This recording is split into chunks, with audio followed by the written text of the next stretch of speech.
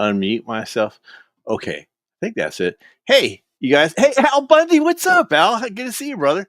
I'm here for relationship advice. It's hilarious. Oh man, I'm so grateful for all you guys being here. God bless you all, as all in Jesus' name. Um, so I figure I'm going to open up the panel a little bit. I got a video I'm going to play for you guys really quick. This is something that I came up with this morning. So I hope you find it interesting. Um, Trying to think of what else to say about it, but um, like sometimes I don't do everything that's perfect. I surprisingly, just kidding. So but this is something I think it's legit. So I think you guys are all like feel it. Um, so with that being said, I'm just grateful for everybody who's in here. I'm grateful for having another day of life and um, just never taking anybody for granted. Um, so we guess we can chat more later if you guys want. But anyway, that being said, I'm gonna play. Actually, I think I'll play. Yeah, let's play it right now. Let's take a look at it. So, I should explain it for itself. It starts off talking about like the genetic stuff they did to bring back I forget what they're called, the wolves, what are they called, the wine wolves? I forget what they're called, tyke wolves or whatever they're called. But Avit. So I try to like run the gamut for the whole thing to show beginning, middle, and end, and how everything all kind of ties together. So hope you guys all enjoy this. Let me pull this up or mute myself real quick. I'll play this and then I'll come up and like if you guys want, we'll kind of chat about it. So this is going to be called Future. Okay. So dire wolves. Thanks, Tate. Dire wolves. All right, here we go. So it's a little bit different because like sometimes I do stuff that I try to be funny with and humorous, or I'll do music. But this time I'm doing something a little bit more serious. So I hope you guys are with me for this and you enjoy this. All right, here we go.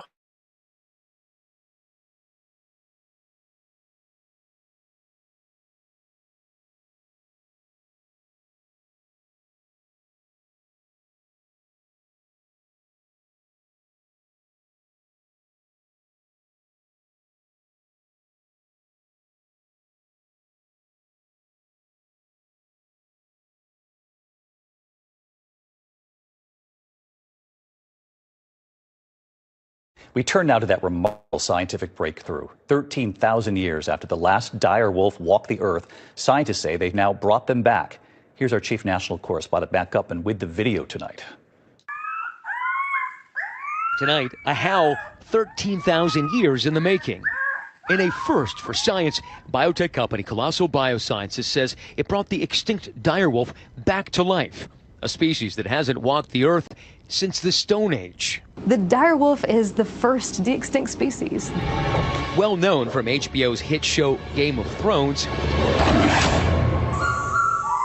ABC News given exclusive access into Colossal's lab in Dallas, where scientists are using genes from gray wolves to create dire wolves. We've taken a gray wolf genome, a gray wolf cell, which is already genetically 99.5% identical to dire wolves, and we've edited those cells at multiple places in its DNA sequence to contain the dire wolf version of the DNA.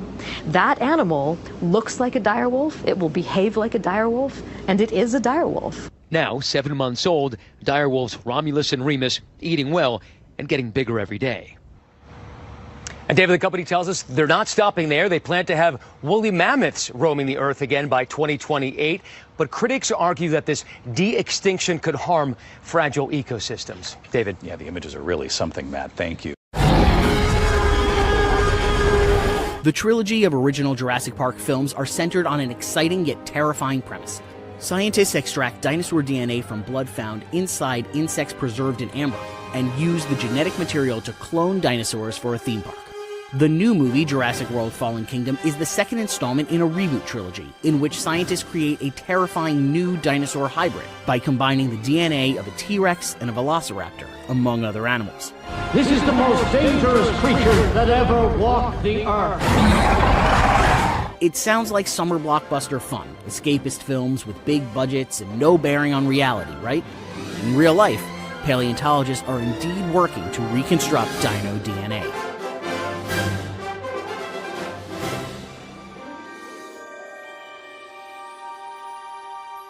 Paleontologists have uncovered lots of dinosaur fossils, and even a few rare specimens with blood and soft tissues preserved. But no one has ever found intact dinosaur DNA.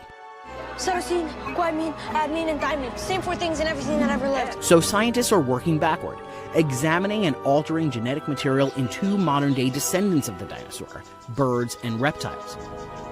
In research published in the journal Nature in May 2018, scientists compared the DNA organization of birds and turtles and concluded that they share a genome structure with dinosaurs by tracing it all the way back to a common ancestor of all three, a lizard-like animal that lived more than 255 million years ago. This deeper understanding of the dino genome could set us on a path for future discoveries. Hold on to your butts. But intriguing experiments are already in the works, especially when it comes to messing around with chickens. In 2016, researchers in Chile managed to grow dinosaur-like bones using the legs of a chicken. American scientists have also modified beaks of chicken embryos and transformed them into dinosaur-like snouts. And then there's a massive project led by paleontologist Jack Horner, who served as technical advisor on the original Jurassic Park trilogy and had a cameo in the 2015 film. He also happens to be the inspiration for the character of Dr. Alan Grant. Horner has spent his career trying to reconstruct the dinosaur, genetically engineering chickens to reactivate dinosaur traits. Now look at the half-moon-shaped bones on the wrist. It's no wonder these guys learn how to fly. He calls the project a Chickenosaurus, and it's been funded largely by George Lucas of Star Wars fame. While the Chickenosaurus does seem appropriate for a galaxy far, far away, Horner says that it's possible, and at least according to him, we're getting close. In 2015, he said of the Chickenosaurus, "From a quantitative point of view, we're 50% there." Have you ever wondered about the story of Noah's Ark? There are aspects to this story that are explained in more detail in books that were left out of the official canon of the Bible, like, for example, the Book of Enoch. So, it's about preserving the DNA of humanity and the animals. The fallen angels were corrupting the DNA of all living creatures, including us, so they wanted to corrupt and destroy all of God's creation and contaminate the bloodlines. This is connected to why the elites are so obsessed with the 13 bloodlines of the Illuminati. You can see an example of this in the Da Vinci Code, which is a deception, but you can also see why blood sacrifice is so important to them.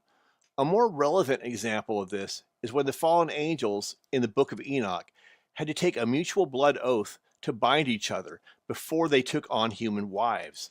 The reason for this is because they knew that what they were about to do was so evil and vile that there would be no turning back, no forgiveness forever for what they were about to do.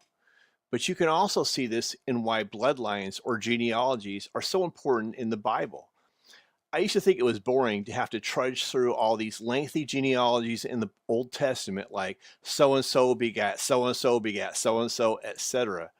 But now I know why those passages are in there. It's to show us that they were not contaminated by the Nephilim DNA. It is also connected to the blood sacrifice of the crucifixion itself. There are spiritual rules that both sides must abide by in this spiritual war. So it is all connected.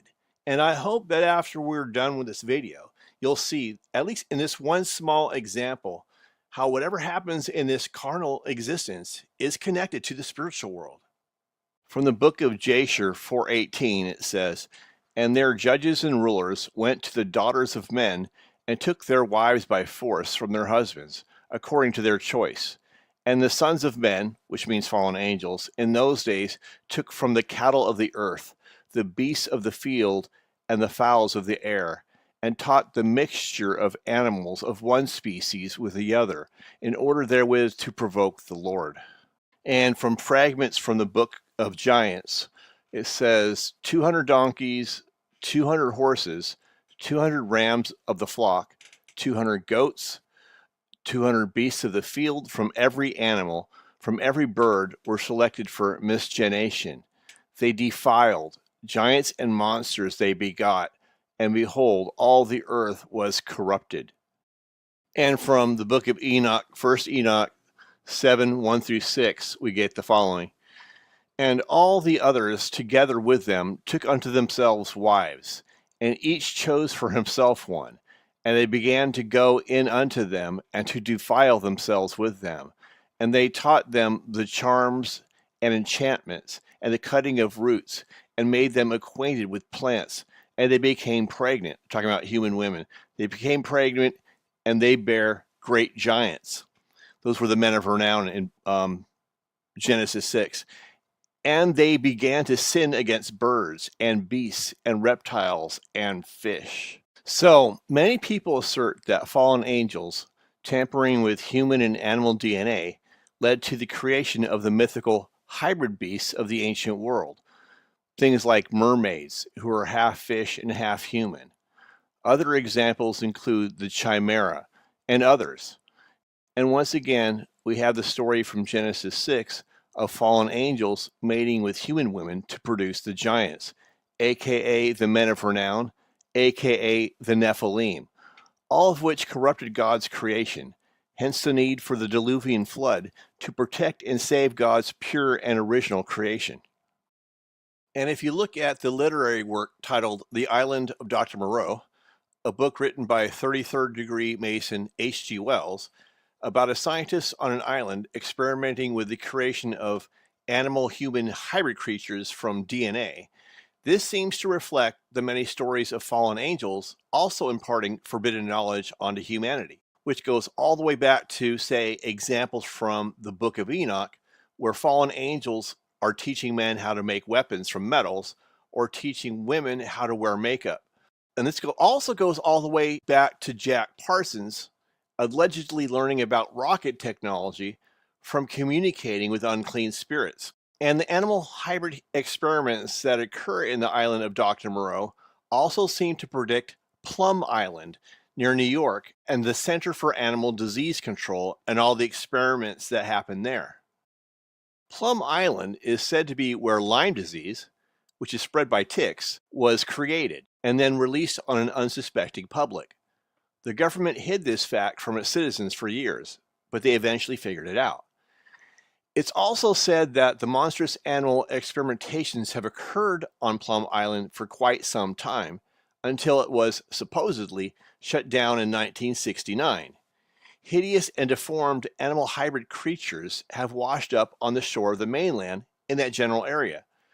One of these said creatures was labeled the Montauk Monster, although the Montauk moniker is something of a misnomer, as it was far more likely to have originated from Plum Island.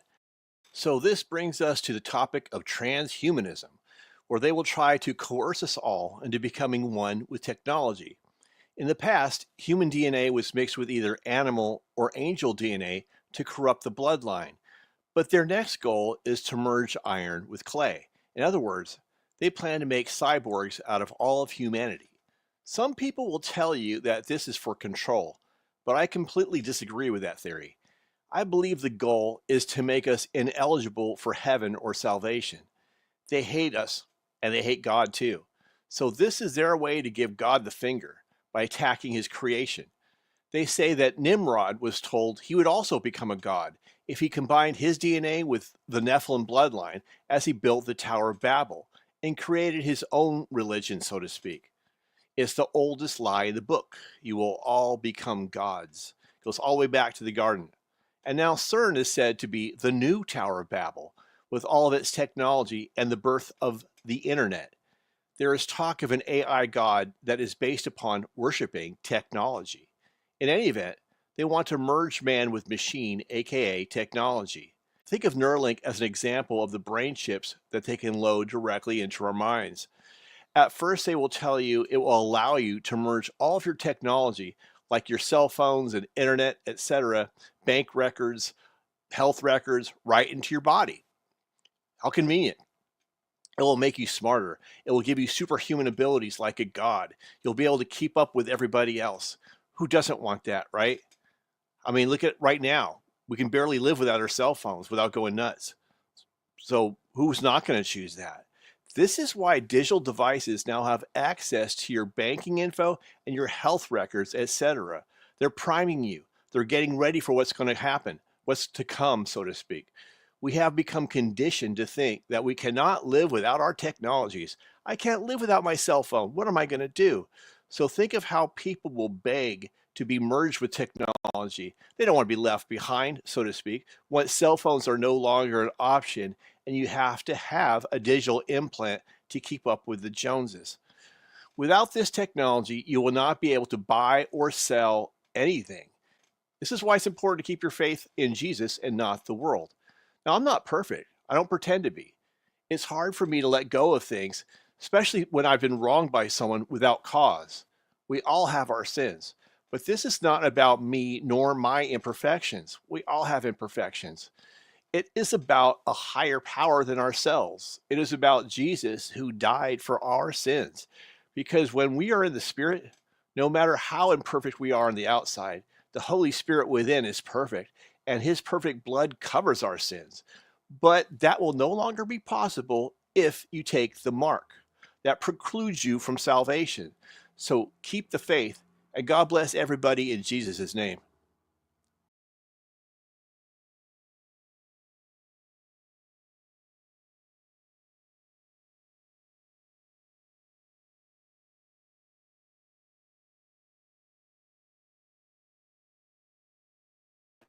Unmute myself, and then change the sound settings, and then bam. Okay. Let me put the link in there here real quick. So I hope you guys found that was interesting. A lot of stuff was like stuff a lot of people have heard before, but I was trying to like put it together so that you guys see the whole picture of like from the beginning to now how it's all been the same thing. Like that, what they're trying to do is oh, thanks, Brew. Thank you very much. Like what they're trying to do is tamper with our DNA, with the end result being there's something about the blood where if it's not pure, then I think it like if there's Nephilim blood in somebody, I don't think they have um, that precludes them, that limits. Hey, Native Michigan, what's up, brother? Like it stops them from being able to go to heaven. It's like I think that's the end goal. If you went up to the top and saw like the head of the Illuminati, thank you, Rach, thank you. I think it shows there that like that they know they can't get into heaven, and that's why they act the way they do. They're just basically biding their time, trying to take as many of us with them as they can, and so that means they think about our pure anymore, then we can't get into heaven, and so they mixed it with, back in the day, like with Nephilim blood, and the next thing to come will be the digital stuff where we're not going to be completely who we are. We'll be mixed in with digital stuff. I don't know how transhumanism and all that, but anyway, I'm going to put down the link down here. I'm just trying to show like how the pattern hasn't changed right from the Garden of Eden up to now. The whole thing has just been one big long story. On the level says they're saying they're using blood in quantum. Oh, that is a trip. Damn, I didn't know that. There's something about it. It's like I don't know what it is, but there's because on both sides it's all about the blood. Because like on our side, like when Jesus was crucified, that blood frees us. It's like it covers us. You know what I mean? Whereas like for them, it was blood too, like a blood oath. Like from the Watchers, the fallen angels, when they had to have that blood oath before they decided to what they were going to do with the women. Oh, okay. Yeah, right on. Yeah. Let me put down the link here for you guys real quick. If you guys want to come up and chat about it, I got another video play after this, but if you guys want to talk about this part right now, there is the link, Snooks. So if you want to come up and anybody else you guys want to chat about it, just come on up and we'll talk about it. See if anybody wants to come up. So thanks you guys for watching it. I was gonna do like a like something like more I was also gonna add like a more comedic video. I just didn't have time to do it. So I've got that. I'm gonna play a video from Chuck earlier too. Oh, here we go, Snooks. Okay. All right. Hey, Snooks. Hi there, Peanut. How are you? I'm doing good. How are you doing? I'm doing great. I'm not too loud, am I? No, you're fine. Hey, Lewis, what's up? Hey, Not Lewis. much. So what were you gonna tell me something about it, Snooks? Yeah, I want to say hello to the chat. Yeah, going back to the woolly mammoth, I didn't want to comment, but I think gene cloning is an abomination. Um, they're doing that dire wolf thing, which I think is totally wrong. I think some animals, I mean, extinction of animals is a natural process. And if they don't go extinct, we're overrun with animals that will end up feasting on us. They're also putting woolly mammoth cloning in mice. So they're going to have woolly mice. I mean, they've already done it. They've already done the dire wolves. They've already done the woolly mice. When does it stop? I think it's evil. That's my Yeah. Oh, opinion. yeah, definitely. It's like playing God or something. Yeah. Like that they want to like. Yeah, we should be. It's like Frankenstein all over again, just tampering with life and playing God, basically. I agree. I think it's No, I agree with you. That's absolutely right. It's an abomination. Um, don't tamper with genetics in animals. Don't clone. It's just, yeah. I found this a couple weeks ago. It's not good. okay. Hey, and on level, if you want to come up, you could link that news clip. We'll take a look at it. Um, or if you just go backstage and leave the clip up there, then we can play it. I'm not really good at that stuff though, Snooks. Like playing clips, like it's always like, huh? How do I do that? Well, I don't Um, know. I don't know how to do it either. yeah, I'll do the best I can. Though. I I'll know, try. right? I mean, you try. If you can't do it, I'll try. We'll get it done. Okay, on the level. Just let me know. Okay, yeah, exactly. We'll try. Hey, Luce, what did you have any thoughts on that video? Yeah, they're trying to play God. Yeah, exactly. They're trying to play God. Because if you remember with the COVID thing, rumor has it they were trying to do, I don't know what it's called, but they were trying to make, or doing things, testing, and making a super bug. That's a good point, Lewis. And that's an That's a act of brilliant point. God. And, Yeah. if you look at Jurassic Park, okay, the like you said in the movies, right? It may not be this dire wolf, but you know what? It could be something else. Who's not to say that the dire wolf wouldn't hunt man?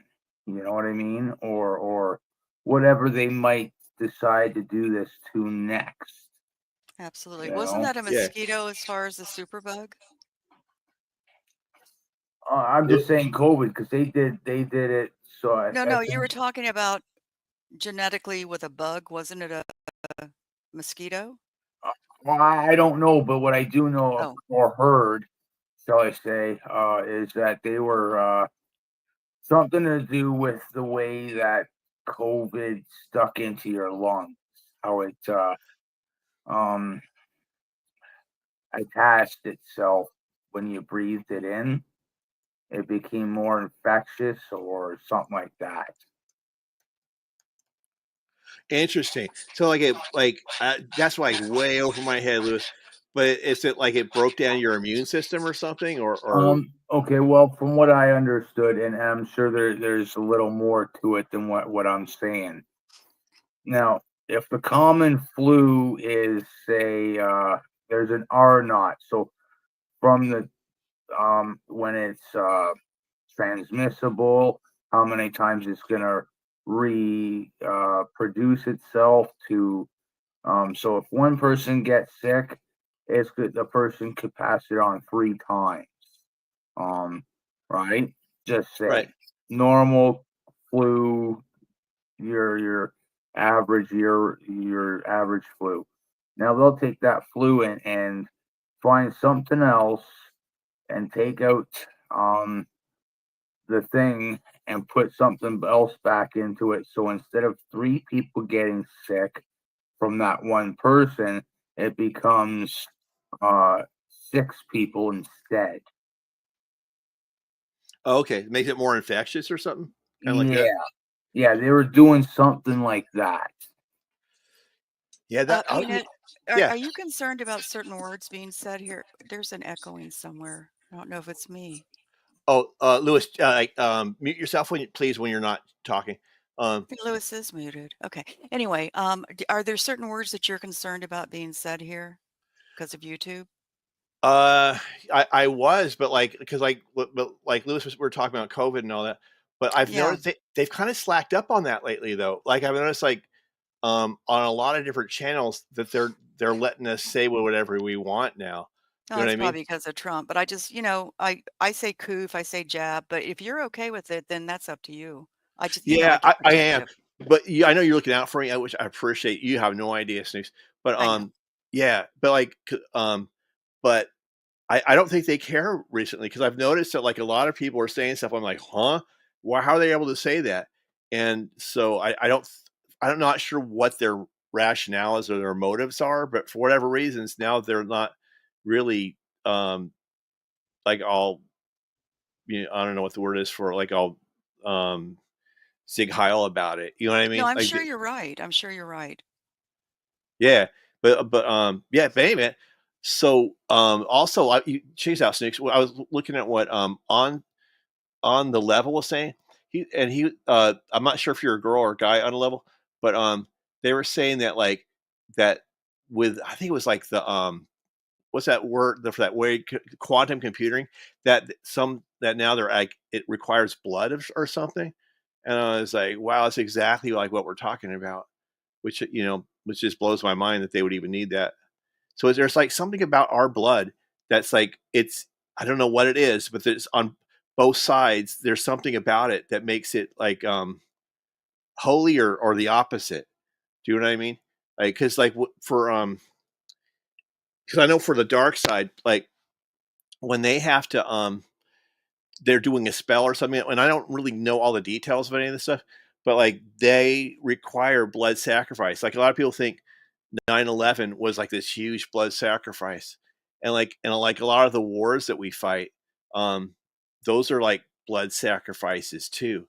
You know what I mean? Because they, like, the bankers are the ones that control all that stuff, and they tell us it's about this, that, and the other thing, but it's really has a whole other, like everything else in life. Um, there's double meanings for everything.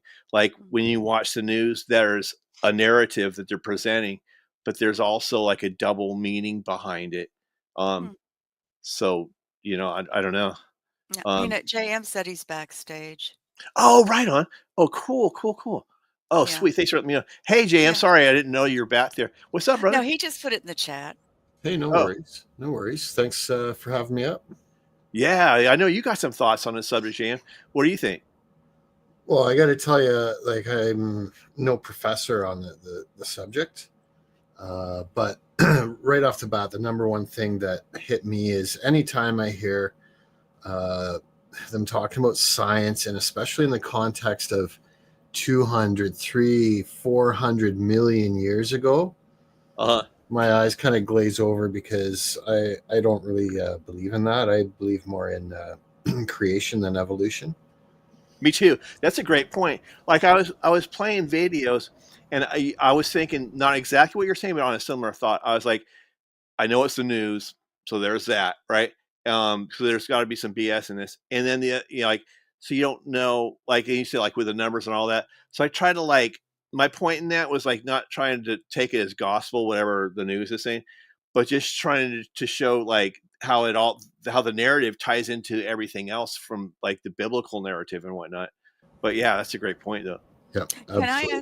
Can I ask something? And I think I know this, but what is the difference between creation and evolution? Well, creation starts with Genesis in the Bible, in the beginning. So you're talking about Adam and Eve and God had created the heaven and the earth and all of that. Okay. That's creation. That's what I believe in. And evolution, I guess there could be different angles on creation, but that's my angle on it. And my angle on evolution is the whole thing that says that we started out as fish or apes or whatever hundreds of millions, if not billions of years ago, and we evolved into the human life form that we are now. Oh, thank you so much. I mean, that gave me a better explanation. What do you think, Peanut, if you don't mind me asking? Oh, I'm with JM all the way. I think that Okay. like that science is like constantly making narratives that are inaccurate. You know, so. Hey Ragnar, what's up, brother? Like like for example, that like they'll say, it was billions of years for this, that, and the other thing to happen, and then it turns out to be inaccurate.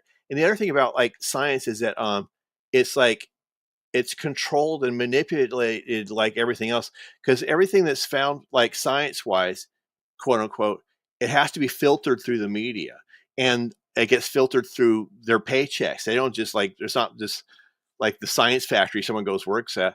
They have to do grants and this, that, and the other thing. So they have to like beg rich people to give them money so that they go do whatever it is they're doing. And when you give somebody money like that, they're not doing it from the kindness of their hearts. They want something out of that. So they want a narrative to be, so you say the wrong thing in science, like then you don't work anymore. Yeah, You know, it's here. We'd like an experiment on this, and we're going to give you $20 million to do the experiment, and we want it to back up these results. Right. It's about the profit. This is how we want the conclusion to turn out. Have fun with the 20 million. I'm sorry. Yeah, and like so. Hey, Jason, what's up, Jason? Yeah, Exactly. It's about the profit. I love conversations like this. This is Oh, good. stimulating. Yeah, for me too. I enjoy it too. It's a little different. Like sometimes I'll do this, and then sometimes I'll do the like all the joking and us whatnot. I But love all that you do. This is great. oh, thanks. Well, I love all that you do too, Snooze. I'm gonna go back and forth on this one. Hey, Jason, what's up, brother? All right. And you guys all know if you want to come up, just let me know. I got the link in there. I'll put it down again in case anybody wants to come up. Al or anybody in here. Love all you guys. I just appreciate everybody who's in here right now. So you guys know, I'm grateful to everybody. Ketchup Messiah. That's hilarious. Me and Jason, that's like our joke. He always he makes me laugh. He talks about trusting the plan. It's hilarious. And he talks about Ketchup Messiah. Jason, I want to do a song like that based on like the Metallica song, where it's like, which one is it's like for Master of Puppets, what's it called? Leper Messiah, but call it Ketchup Messiah. Oh my god, that'd be hilarious. I would love that. Do it. I should. I want to. Like, oh, and I'm gonna start having like more time now because I'll have like, we'll talk later. Some stuff in my schedule is gonna free up a little bit, so I'm gonna like start writing more. Of course, I'll give you credit too, Jason. Like I always do that. I don't like pretend like all these. I'm excited. Oh, cool! Right on. Thanks. Sorry, I Thanks. had to say that. Just like the scientists, the media have to say what they're told or be exactly, bro. It's the whole thing is that like everything in this world is controlled by. That's part of the point I was trying to make too in that video is that like whatever you see in this world, right? So like like we're seeing like Lewis brought up the jab, the COVID, and all that, or whatever it is on the news, etc. There's a spiritual component to it. So like what's ever going on, you're looking at, etc. It's not just what it looks like on the outside. You know what I mean? Like it's everything is. It's because we're here not to just exist, or in my opinion, we're not here to to even if we're doing a function like we're building a bridge or we're saving lives as a doctor or whatever the thing is, there's a spiritual component behind it. So and so like this whole thing is leading to a conclusion, and we're all here not really, if we're here to build a bridge, then or to make a building or become a doctor or to sing a song, whatever it is in this life, there's a spiritual component behind it, whether good, bad, or anything else. I believe in that. Like, and we have a purpose. Oh yeah, And absolutely. All of if us we do. realize our purpose and we act with it, we're doing better in life. If we don't accept that purpose and don't work with it, then we're going to not do good in life. That's how I feel. Well, what's good in life though? Like profiting, or what is good in life? Being humane, Yeah, yeah, true that. humanity, doing good for others, being generous without letting it be known. Yeah, Just yeah. acts That's a of good point. kindness, acts of kindness. and looking for daily blessings. I find blessings every single day. They just like pop in front of me, and just realize all the blessings in life. Yeah, amen, amen. And like as I never try to hide this from everyone, I'm definitely not perfect. So, um, like whatever I'm talking about, none of us really are either. But like, I don't try to hide it from anybody. Like I have parts of me that are like, it is what it is. Because there's the rules of this world.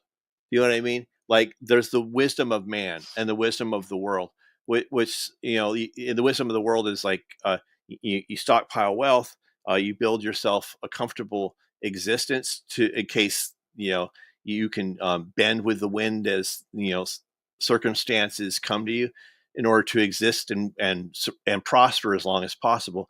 And then you have offspring and children if you can, etc. But it's not really about that. I'm going to get that in a second. But like so that they can help you live forever through them, right? That's the wisdom of the world to some extent. I'm summing things up quickly, but like, and then but of all that, the number one rule of this world in a physical carnal existence, the basic, most primal, most core rule of all is not to mess with me.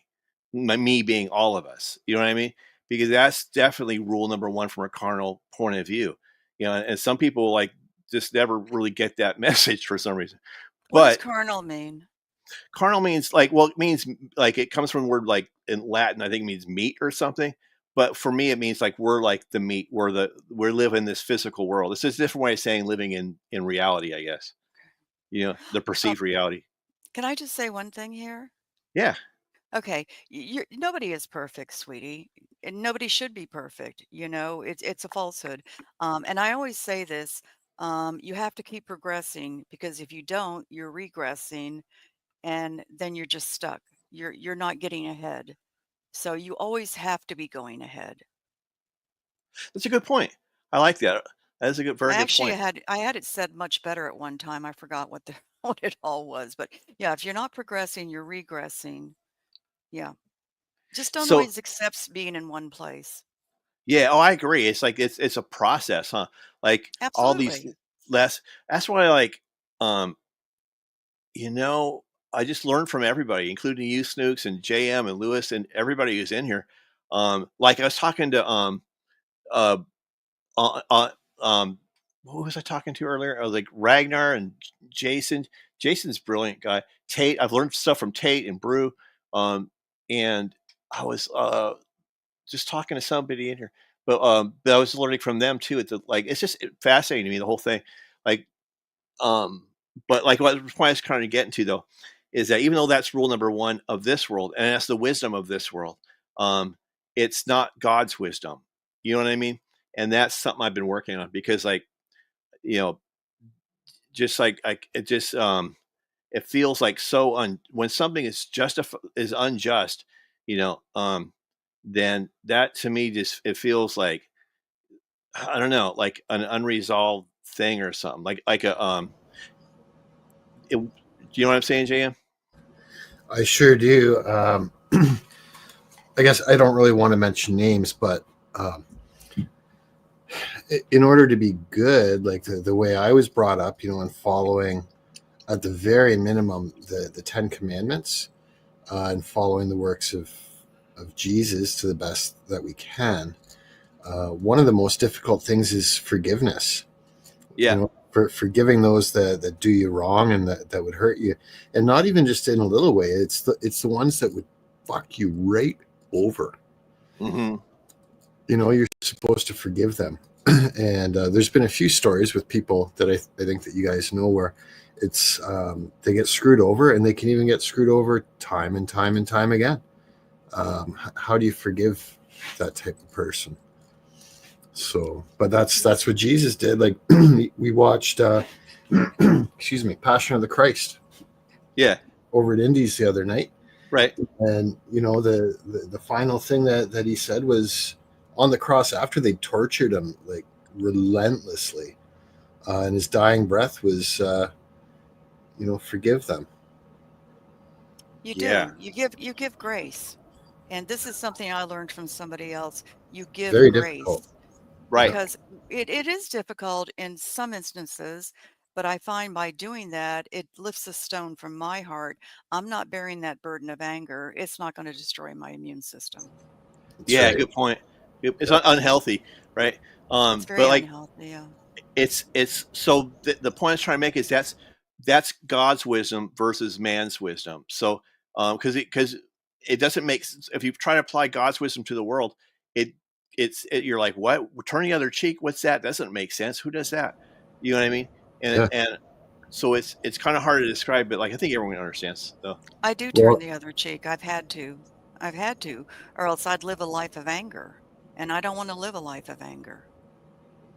Yeah, I understand. But like JM makes a good point too, though, where he's like, "Well, hey JFB, what's up?" I love it, smoke crack. That's hilarious.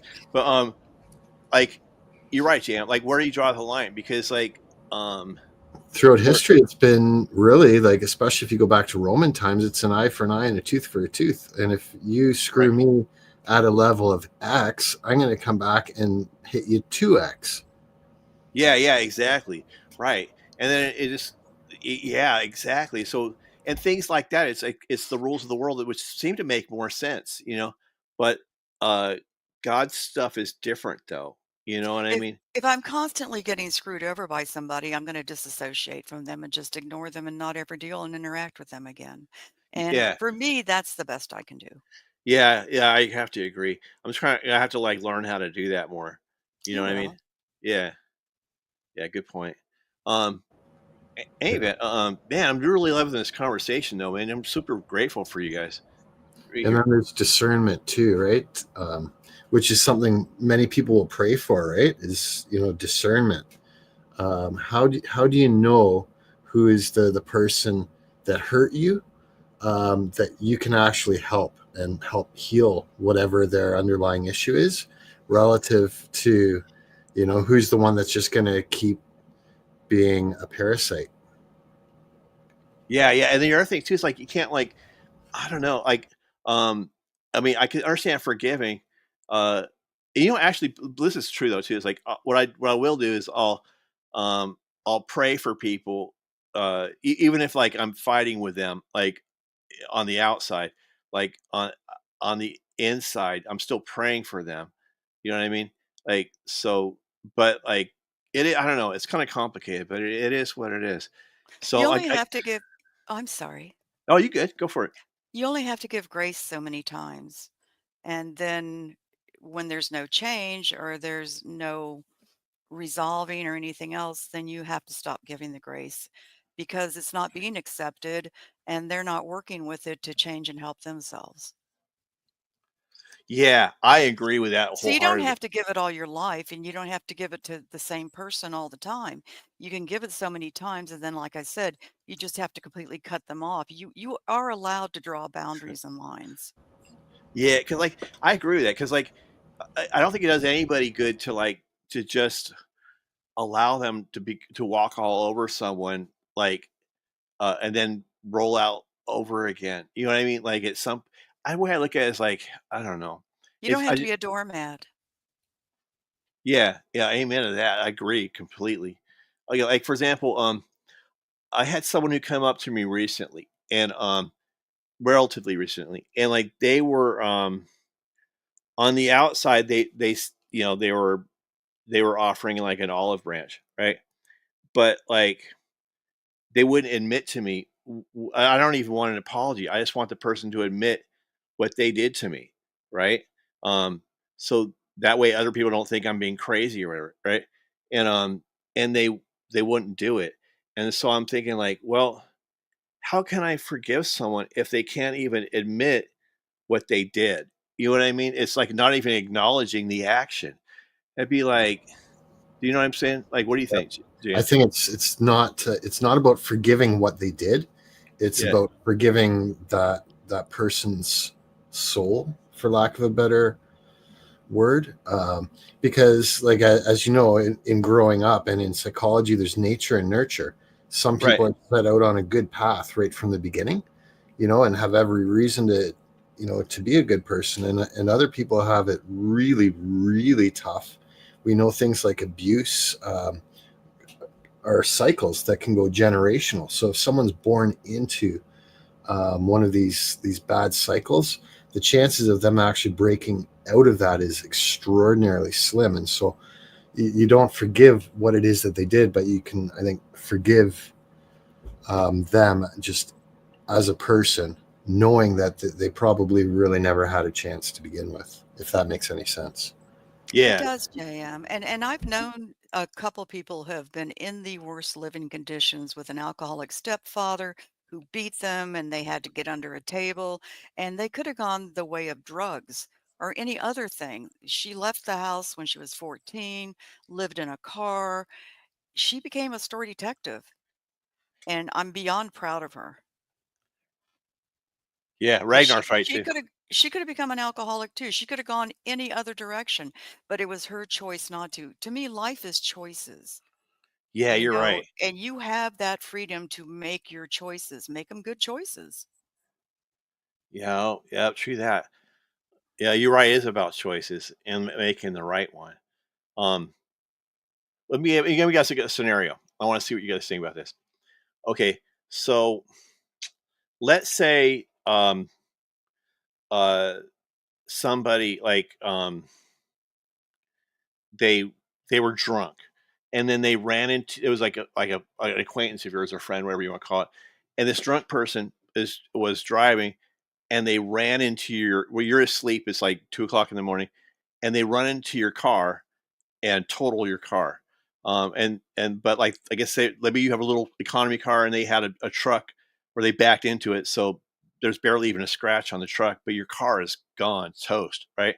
And you needed that car for work.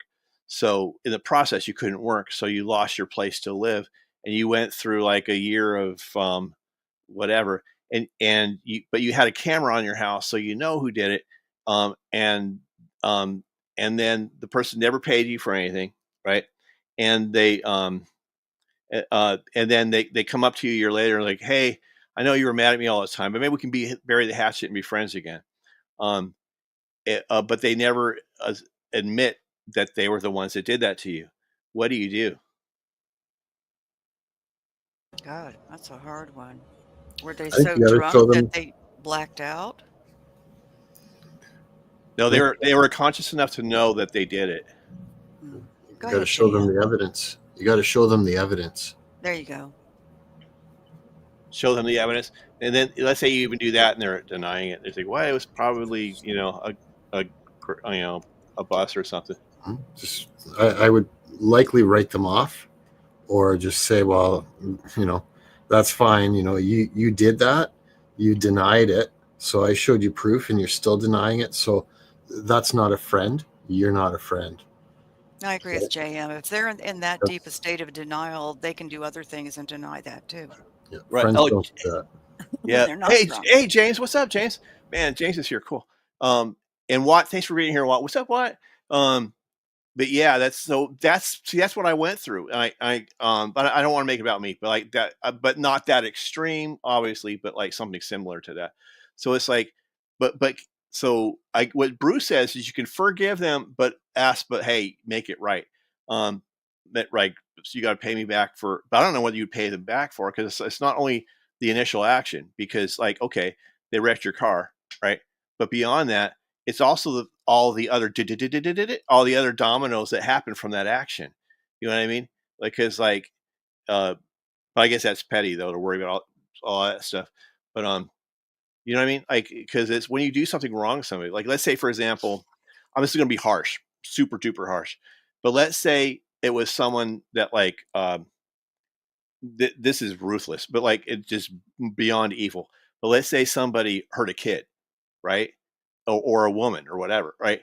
Or whatever, right? So something along those lines of extremity, like when you do that to somebody, it's not just what you do at that moment, because they're going to carry that emotional burden with them for years and maybe never recover.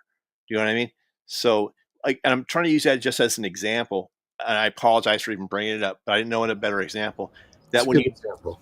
yeah, when you do something to somebody, it's not just what you do, like, but if you profoundly think on it, It's like all the other repercussions that happen as a result of that action, like the butterfly effect. You know what I mean?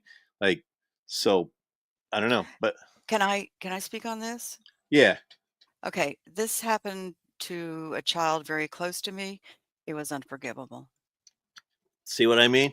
I have Like, to say that this particular thing was unforgivable. yeah, right. That's so. And so if you look at that as like, uh, And I uh, may discuss it with you sometime privately, but yeah, it was unforgivable. thanks for being here, James. But yeah, that's my point though. Is that it's like that's extreme. But then but you could still take if you take that down a notch and down, down, down, down, down, down, back to something that's way smaller than that. That there's still something. It's kind of like when you drop a pedal in a pond. It's not just dropping in the pond and nothing happens. Like that ripple goes beep beep beep beep beep, and it A huge, echoes. it's a huge ripple effect. A Right, huge ripple. right, You right. abuse a child, for me, there's no forgiving.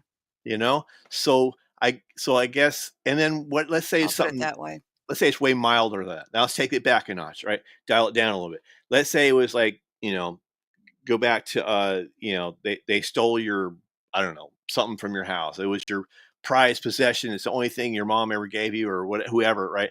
And then they stole that from you. And so that might have other repercussions in a different way, right?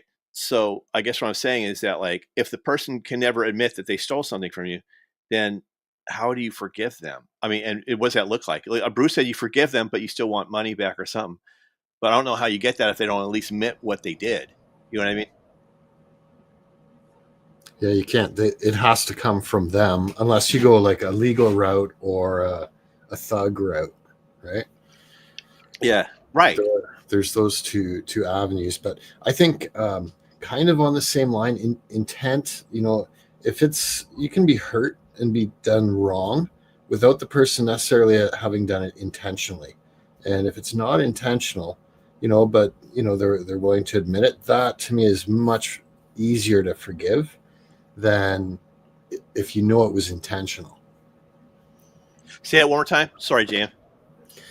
Okay, so you can be hurt or have injury or loss or bad situations occur from people where they didn't do that intentionally. Yes. It was a mistake. Right. So, as long as they admit to it that they did it, but it wasn't intentional, that's much easier to forgive. Yes. Than if it was intentional, whether they admit to it or not. So the intent is one of the most important things in my mind. I agree. Motive, right? That's huge. I agree. Right. Yeah. It's kind of like, for example, like someone making a comment about like, wow, what a nice dress you got. When it's meant to be sarcastic, versus someone who's saying, wow, what a nice dress you have. Like it's the same comment, but the motives are completely different. You know what I mean? And Chicken Little saying the original sin. This makes a great point. The apple of knowledge. They never used figs for hiding their fear. It was the beguileless parts of the serpent that lured Eve into likewise Adam, and that had long-term payments. Yeah, we're still feeling the payments for that. You know what I mean? So it's like that's a great point about like when something happens, man. Like, but I guess they did that to themselves, kind of. But like the snake was, but the point's still the same. It's profound on multiple levels. But yeah. Like so, how about this? When someone burns you, right? And and they want to have a meeting of the minds or olive leaf or whatever, and but there's really no remorse in their hearts, right? It's like the way I look at it is like it's kind of the dilemma I have is that because they don't really feel remorse, it's a facade. It's like a fake apology because they don't really feel it. They don't take ownership of their actions. So for me, like that means that I could see them doing it again. I'd feel like a chump. Like, why did I forgive you? And it makes me look like a welcome mat. You know what I mean? But I still need to forgive them because of the biblical stuff. I just don't know how to do it. Yeah, but And I would say this to anybody, by taking, by giving forgiveness, you give forgiveness and then it keeps happening, then you just disassociate and you don't forgive anymore. And that's the same as giving grace, but you can try it the one time and see how it proceeds. If it's done to you again, then no. Yeah. What if, because I don't know the answer to this question. Ruben, I appreciate you, brother. Thank you for being here. Love you, Ruben. Love you, brother. But like, my question is this: is like, because I really don't know the answers. So like, if I forgive this person, like on the outside, knowing that their motives have nothing at all to do with me, but like trying to make life easier for them in certain circles, right? Then like, I just don't see, because sometimes I'll see through people in ways that they don't even understand, right? And I'll just play it off like I'm stupid or something. But like a lot of times I see it, so I'm like, sometimes a lot of us are probably like that, where we see stuff in the room that nobody else sees, and they're like, "Hey, why are you doing that? This is a great person." But if I forgave them, right, on the surface level or whatever, which then it's, what good is it doing? Because what they've learned is like that they've gotten away with it. You know what I mean? So that, if anything, that encourages them to do that again or to do something else. You know what I mean? But anyway, so what should I do? Um, I think that if you're in different chats and stuff, yeah, I don't know. I ignore some people in chats, even if I'm modding. I just ignore some people because it's healthier for the two of us. Yeah, that's why I looked at it too. Yeah, You that's know, what I do. Lewis or JM, what would you guys? What's your advice? If it's reality, I just tell them to F off, or just have nothing to do with them anymore. Yeah, that's kind of like what we're both saying. JM, do you got anything different to add to that? Different perspective? What was the scenario again? Someone did you wrong, and Right. They wronged you in some way, and but they have absolutely zero remorse in their heart, right? But they're saying, "Hey, let's let bygones be bygones," because we were talking about earlier about motives. Because their motive is they want to not have that social stigma whenever you're past your cross paths with them in various social circles. Yeah, so I guess it can be a dynamic thing. It depends, to me, how well you know the person and what the rest of the situation around them and you is or are. But like a different approach, if you're looking for a different approach, is you could actually come up with a way, if you wanted to screw them over. And get them back. No, I don't like that one. I'm sorry. Hold on. I'm But sorry, JM.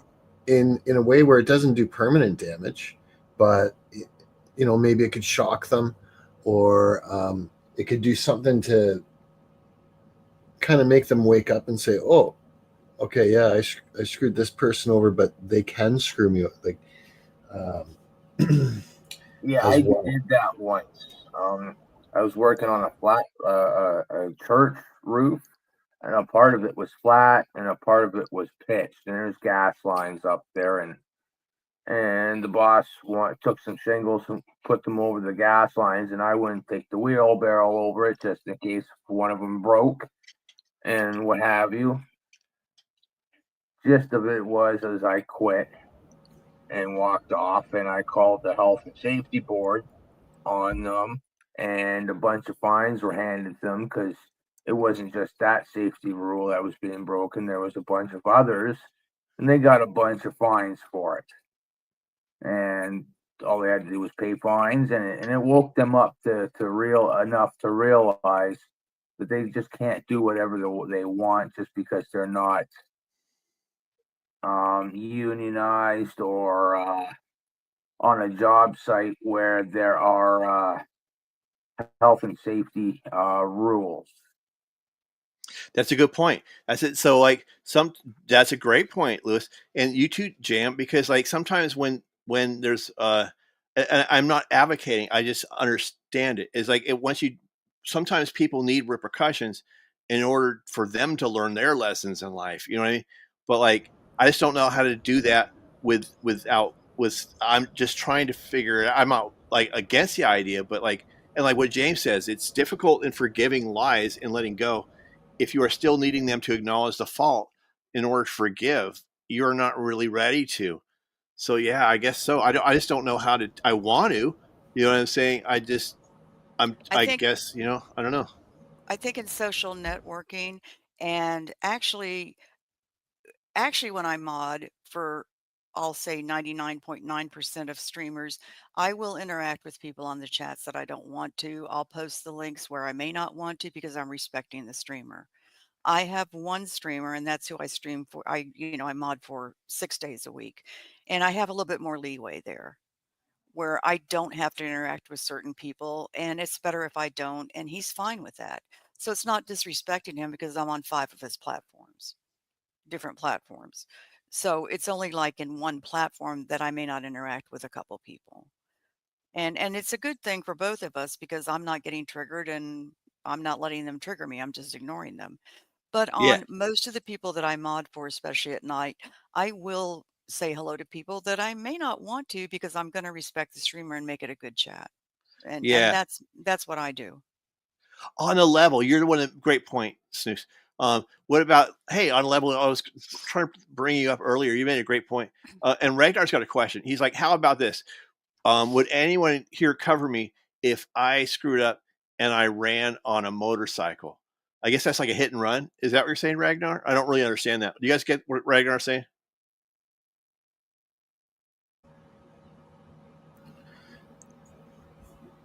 Well, he's to me, No. he's it's gonna if we'd cover him if he messed up and took off, right? If you did a hit and run and ran off on a motorcycle, no, I don't think I'd have your back, but I'd talk to you first. Cat is hilarious. Hey, Cat, you're funny. Right? Yeah. All right. I want to see what on the level saying real quick. Cat, supposedly an acorn-looking thing in the brain. Who knows what it's actually for? Well, that's the pineal gland they're talking about. Oh, pineal gland. Okay, that's a trip. I have heard that talked about so much, and I still can't remember. Well, like it has something to do with like spiritual stuff, right, Jam? Like No. Yeah. No. Yep, I think so. Well, there's two different. The one is they say it has to do with our reptile element. There's a reptile element in there, but the other is that that it does it helps us connect with energy and spirituality. It produces kind of like, melatonin. It actually produces melatonin to help us sleep at night. it could do that as well. Oh, No, interesting. I Googled. That is what it does. Oh, interesting. Only That's a because I trip. Googled. So it's tied to reptilian brain. That's what Jan was talking about, and it's also tied to sleep and spirituality. That is very interesting. And apparently, consuming fluoride causes it to effectively calcify. That is really interesting because that's what the Nazis were like.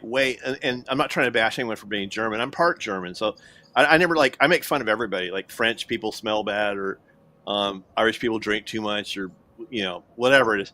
Right? I just think stereotypes are hilarious to me. But speaking of the Nazis, though, they were one of the things that they were all into spirituality, but like a cultic spirituality, and like way up top the command. I don't know everything about it, but like hey, I love Jesus reigns forever.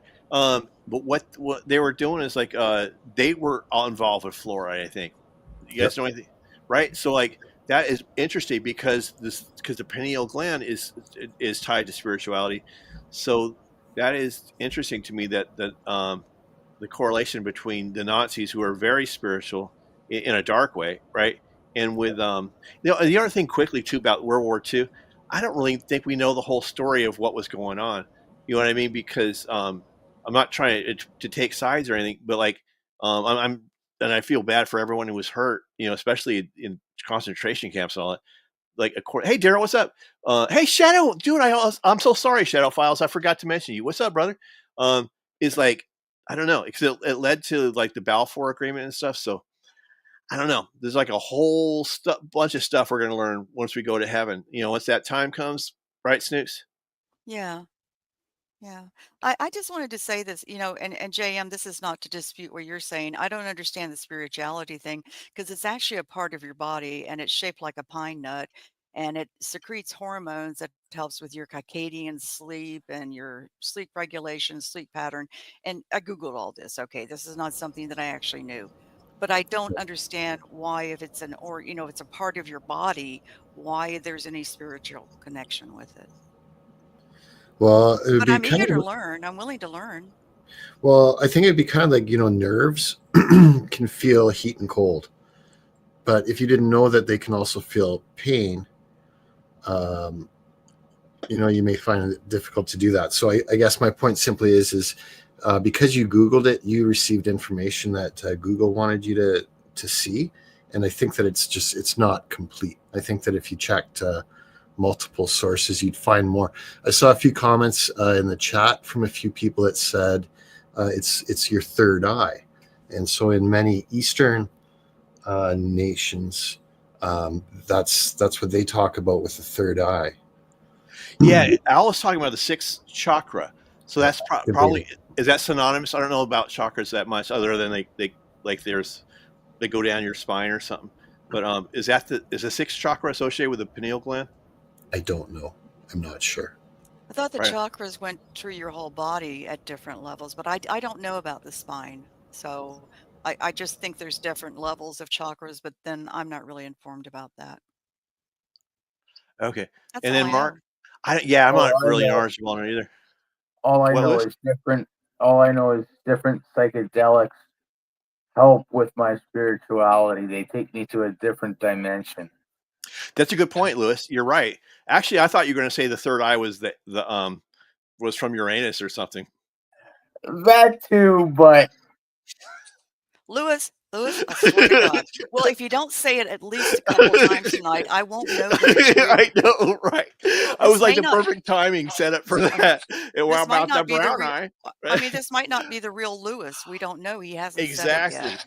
He's a clone. The third eye is located in your anus. It's you, Lewis. You're alive. Right? I thought that's what, but that was a great point, though, Lewis. I just shared a screen there, Peanut, that actually shows both what Snooks was saying and what I was saying. So this says the pineal gland, often referred to as the third eye, is a small endocrine gland located in the brain. While it's primarily known for its role in producing melatonin, which regulates sleep-wake cycles, some spiritual traditions believe it connects the physical and spiritual realms and can be a pathway to higher consciousness or divine experience. Wow. Here's a more detailed. I'll put the link to this. Oh, no, it's one of those links that's like 1 million characters. But that was Google. I just did a Google search, pineal gland and connection to God. Thank you so much, JM. This helps a lot. Yep. Gateway to higher consciousness. I knew you'd be good up here. Pineal in the Bible. In Genesis 32:30, Jacob names a place Peniel or Penuel, saying, "For I have seen God face to face." The name Peniel or Peniel is similar to each other, and some interpret it as symbolic connection to the pineal gland and its spiritual significance. Anyway, you guys can it's got all the melatonin and everything too. Man, it's like so because like dreams are sort of like spiritual too. So it's kind of funny how all that stuff works. Oh, check this out, you guys. This is who said this? It was what are we looking at here? Oh wait, where is it at here? Like James has a good comment. He was like, we don't fully understand the function of these systems. Yeah, I don't either. Like and then someone said something in here was really trippy to me. The secret Shadows File saying the secret society George Bush was into that weird stuff. And then blind people have one too. Where was it at? Oh, this is what it was. Tate's brought it up. Tate's freaking brilliant. He says like, I read somewhere that the study of the pineal gland has shown potential time travel capabilities. You guys, that's a trip to me because I'm like way into time travel. Like let's say that you realized that the pineal gland, or whatever you want to call it, and consider, these Eastern cultures where they look at it as the third eye and they talk about opening it up. Space travel. I've heard Gigi talk about, what is that called? Astral projecting and all this sort of thing. But what if you could actually exercise that gland and it could help you to see the future, or it could help you to see events going on, kind of like a crystal ball, somewhere on the other side of the world.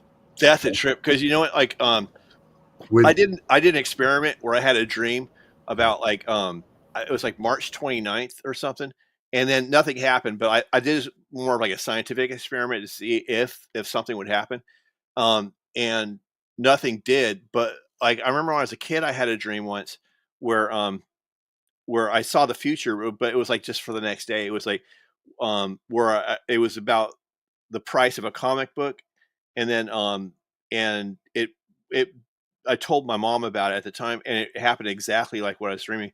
So I'm not saying that I'm something special. I've always tried to make that clear, but I think everyone has that potential to like see the future, and a lot of people have too. I've talked to. So I just wanted to follow up my last thing, and then I'll shut up. No, keep going talking. I don't want you to. Imagine that you had knowledge that you could do that, and you learned how to do it, and it was a real thing for you. Like you could even see future lottery numbers and everything. Okay. Yeah. Would you want everyone else in the world to have that power as well, or would you put fluoride in the water? I mean, or would you want their glands to be calcified so that you would be the power? I personally would want everybody to have it, because for me, it's not about the power; it's about awakening. You know what I mean? Say you're Klaus Schwab, though, or one of these evil, Good point. The people that are enslaving us in debt. Let's put it that way, right? Would you put fluoride in the water to make sure that you had the upper hand? Of course you would. Yeah, absolutely. That's a brilliant point. I've never even heard anyone say that before. It gets control, huh? Because you want. And what's weird too is with all that MK Ultra, like they're like controlling people to do that stuff, like the astral travel, the remote viewing, and all that kind of thing. Yeah, so I'm just like still tripping on the whole thing. It's like that's mind blowing to me to think you could time travel. It's like, but I get what you're saying. That's a brilliant point too, Jam. Is that like they're they don't want us to have that ability. I guess that would be a trip though, if you could see like directly into them and what they're thinking and what they're doing, and like yeah, I can see why they wouldn't want us to be able to do that. What if there is actually some element in there that actually gives you direct connection with God? You can communicate directly with God. Right? These evil people would not want you to have that. Yeah, absolutely right. I The don't want a rose. connection where I can. I'm sorry. Go ahead. I can tell you the government doesn't want me traveling through sight and sound to the third dimension because I might like it too much. Go ahead. What were you gonna say, Snooks? I wouldn't want to be able to see into people and know their thoughts and stuff, because then you wouldn't be communicating with them. Is that what was said? Yeah, I was thinking I got like lost for a second. Snooks. No, you're right. Like for you, for example, or anyone on here, I would, that to me would be like such an invasion of privacy. Like even if I could do that for moral reasons, I wouldn't. But what I would do though, or at least be tempted to, if I had that ability, which I don't, but if I did, I'd be curious about like what all the Illuminati and stuff are up to. But maybe I'm not supposed to know. You know Well, what I mean? I don't know. there again, I don't think I'd want to know, because then you might be in fear of your life, and I don't want to ever live my life in fear. I haven't lived my life in fear, and I'm not going to live my life in fear. Oh yeah, good point. Only aliens can do that, and it's called telepathy. And look what they do to us. They probe us. They only probe Uranus, okay? Because you're so Exactly. into it. You're so into it, Liz. You're the only aliens would be you want to love, okay? Alien love. Alien love. Oh my God, you could do a script on alien love. I did before. They were like me and Lewis did it. It was like they were aliens from Uranus, right, Lewis? And we were running around. I don't think I knew you then, Adrian. Of course they were. Remember that, Lewis? We did that skit about we were aliens and we had Robot 69. I am Robot 69. This, and like Captain Cockblock. Yeah, Captain Cockblock. Like I'm sorry, some people don't like all the sexual stuff, so I I'm glad I wasn't in that script. Okay, it's okay. Say what you want. I'm just glad I wasn't in that script. Okay, I wouldn't have done it. I know. I know. Funny. Yeah, it was hilarious. Like, we were like, all the words to the stage. What's up, brother? All right, you guys. I'm gonna play another video real quick. You guys hang out with me? Sure. All right, don't go anywhere. All right, so yes, I'll be right back. Okay, I want to meet myself real quick. This is a video. Wait, I'll see what Watt's gonna say real quick. Even if it turns out that time travel is impossible, it's important that we understand why it's impossible. Stephen Hawking. Yeah, to me, that's the whole thing. Just time travel is like super like intriguing to me, the whole thing. And then Ragnar, let's see what Ragnar says real quick. We all do. Don't do it false. I've tried. Okay, Ragnar, I got you, brother. Yeah, it's a very wise warning there. And then, all right, all the world's a stage. Man, I'm super glad you're here right now. I'm gonna play a clip from Chuck's channel. I put in the link. I put his channel link. It's like ones that can see is his channel name, I think, something like that. And any event, he made a really good video today about symbols and whatnot. So and I've talked to Chuck before. He said it was okay if I play his stuff. So this is from Chuck's channel. It's called Ones That Can See. I'll have to look it up before we bail. But like, let's take a look. He's made a really good video about symbols and whatnot. So I think he did a great job. So let's play this real quick. So you're gonna be present video file. Okay, make sure I pick the. It's gonna be. I think it starts with an F or something. No, that was mine. Yeah. Oh, here it's corporate. Okay. Bam. All right, let me pull this up. One that can see. Okay, and then I'm gonna mute.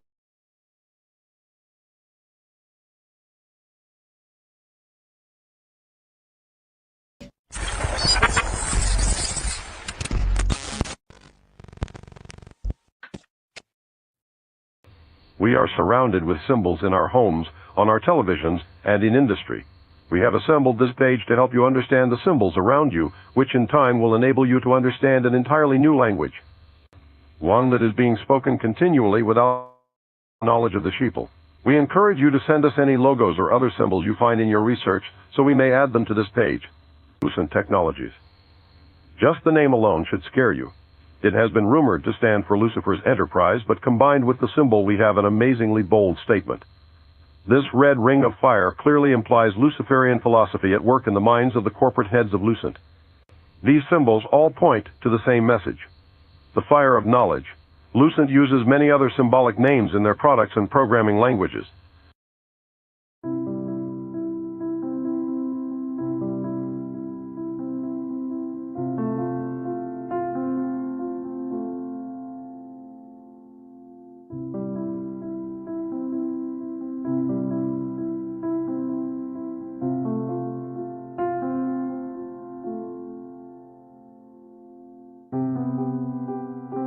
NBC Broadcasting.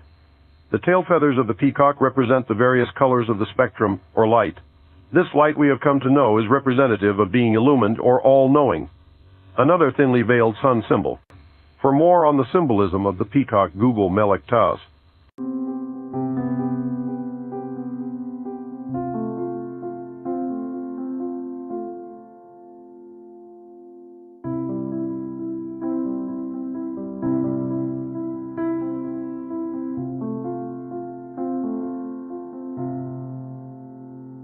The Apple Computer Corporation.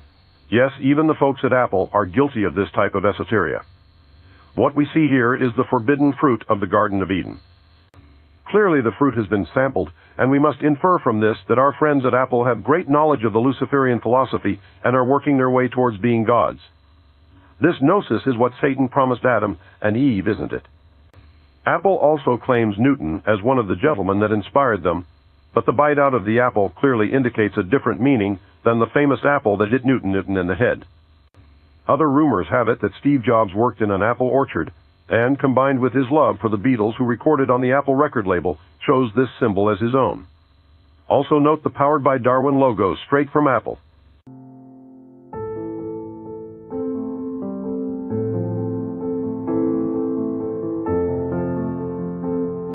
Monsanto, take special notice of the emphasized AG in their imagined wordmark.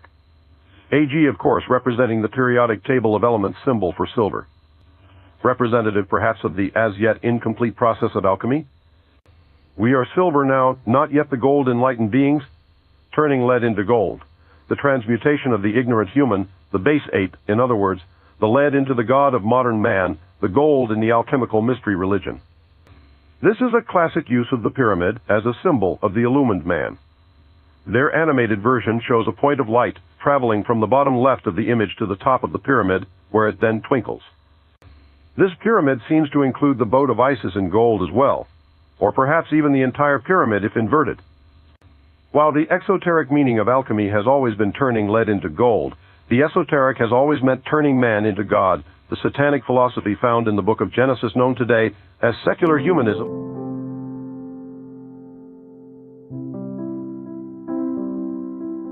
Sun life. There are literally hundreds of companies using the sun as their symbol.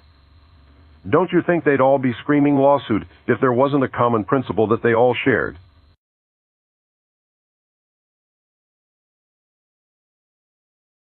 Here we see what appears to be the earth protected by the glorious rays of illumination from the sun. Are you beginning to understand? Why aren't all of these companies that use this sun symbol suing each other in court over copyright infringement? It's because they are all conscious of their choice of this symbol as a way to speak to each other through occult hidden language. These symbols speak volumes without ever using a single word.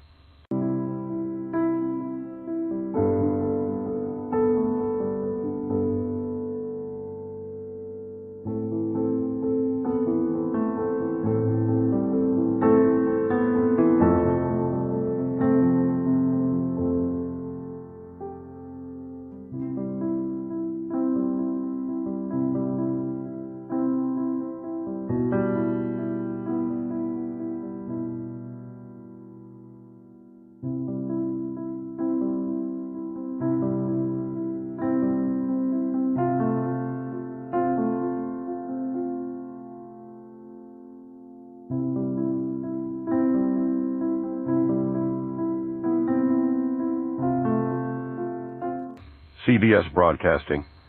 This is one of the easy ones to interpret. What you're looking at here is none other than the famous all-seeing eye, the same symbol seen on the back of the U.S. $1 bill at the top of the pyramid, also known as the Eye of Horus. Shell Corporation. The shell seen here is similar to the NBC Peacock logo. Both represent the sun and its rays. These rays of light represent the esoteric knowledge that man can become God through scientific knowledge. Absent from all of this philosophy is a spirituality and a supreme creator being. When anything of the sort is mentioned, it is understood by the illumined that it is allegory only. Trust us, folks. This is all intentional. Lucis trust. A pyramid-shaped sunburst in the center of a radiant glowing circle representing once again the levels of initiation and the light of knowledge. Definitely consciously implied light and sun symbols. This overtly obvious Masonic symbol is no longer available on their website. We see the Eye of the Sun, or the Eye of Horus, looking down at the world from its vantage point atop a pyramid. This is an indication that the all-knowing ones are watching the entire planet from their elevated illumined state. Boutique seduction. Use of the apple here indicates, of course, the same apple that Apple Computer is using. In this case, a sex shop in Montreal, Canada, uses this as their logo to glamorize and normalize graphic sexuality, and by extension, the fall of man. Columbia TriStar. Note the use of the Statue of Liberty, a woman wearing a corona of light, the sun. Symbolic of Isis, she is holding a lit torch representing knowledge.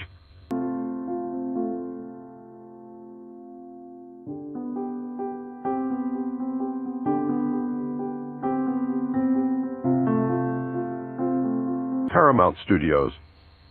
A radiant circle of stars surrounds the pinnacle of the mountain, which is a substitute for the classic pyramid structure generally more often used. Still, we have the same basic principles at work here, a symbol of the initiate, who is the grandest one. Perhaps the other peaks represent other initiates who have not yet attained perfection.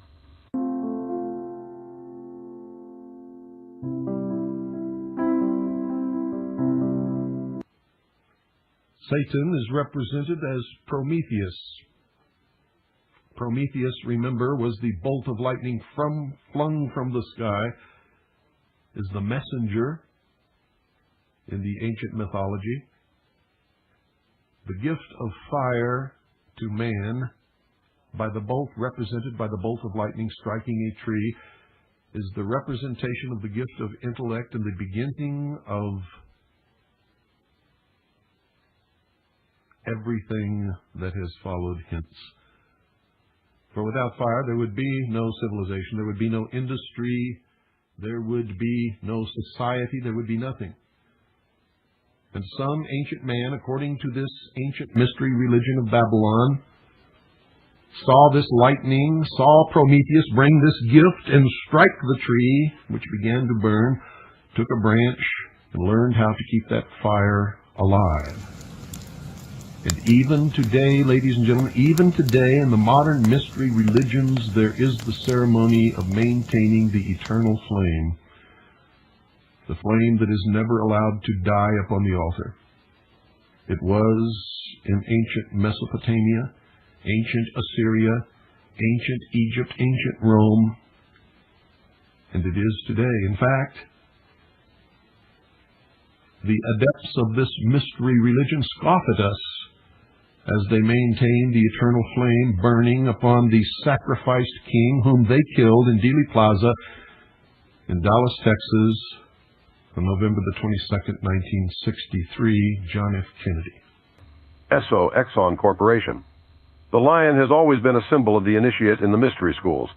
We wonder if the tiger Exxon uses is a derivative of this.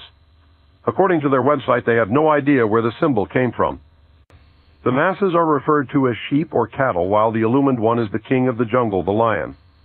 Mobil makes extensive use of Pegasus as well in their brand labeling. Some have claimed the Exxon X's are a blatant symbol of the double cross, Ronald McDonald House. This Toronto charity, sponsored by the McDonald's fast food chain, shows a dominant sun symbol. Also note the use of the number 13 in their logo. Budweiser used a style of the letter B to display this same number. General Motors. While their symbol seems pretty innocent, look at the names of many of the motor vehicles they manufacture: Pontiac, Sunfire, Firebird, Lumina, Saturn.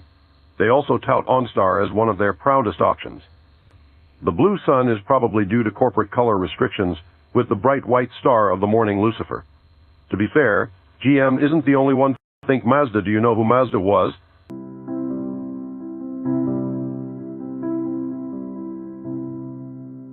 Ford Taurus, and many, many others. These are all symbols of something, people. Wake up. You're being tricked.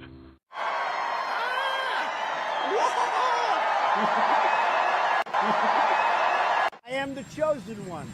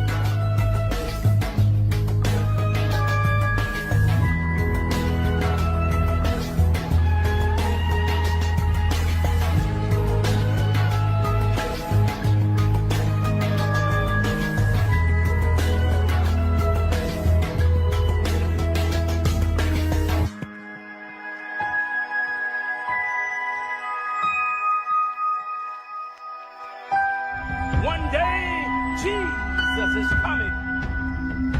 You may be at church. With this, with that, audio, that back. Okay. Yeah, I think it's over. So that's kind of like just the end of his video at that point. I thought it was interesting though. Like for me, I was like, there's some stuff, some symbols like Lynn was talking about, I didn't recognize either. I was like, what? So I definitely that's Chuck's channel. Ones that can see. I put his link. Snooks put it in the chat, and we also got his link to his channel in the description. So if you guys want to go there and sub Chuck, he's got some amazing content.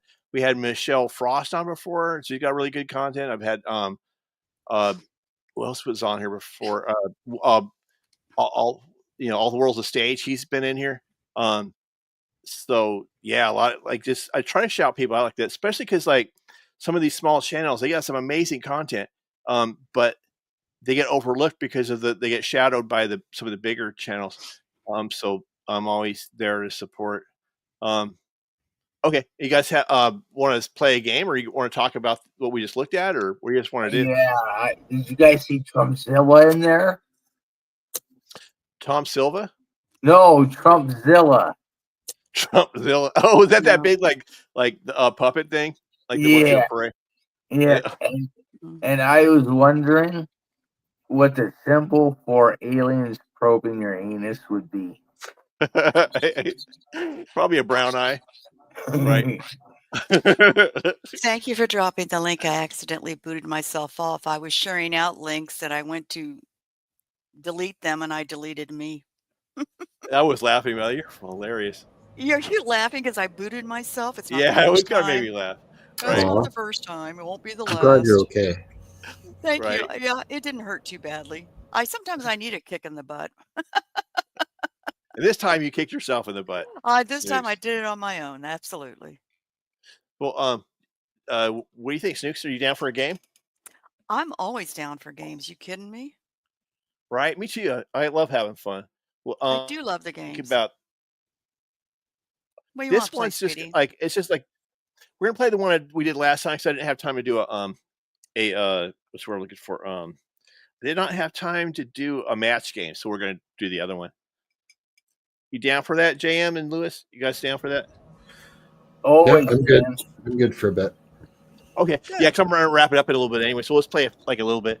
All right. So here we go. Well, I'm not going to keep score this time. We're just going to have fun with it. So for everybody in the chat, you guys got to play too. There are no exceptions. Wait a minute. I don't have to take the walk of shame if I'm wrong? No, but you can anyway, just for fun. Yeah. No, I don't think so. Go ahead. You can walk me. It's all right. All right. I'll walk of shame for you, Snooky Bear. All right, here we go. In 1818, the English created this as a way to punish their prisoners. Because being a prisoner is not punishment enough. A, musical theater, or B, rice cakes. They made him eat rice cakes. Rice cakes are horrible. C, that's just brutal. That's cruel and inhuman punishment. Hey, no, caramel rice cakes are not bad. I've never tried the caramel ones, but the other ones are just like, oh my god, it's like eating cardboard, Snooks. Okay, go ahead. Or C. You're going to have to repeat the answers. I screwed up. That's all right. Focus, Snooks. Pay attention. No. Go ahead. All right. C, they give them all mohawk haircuts.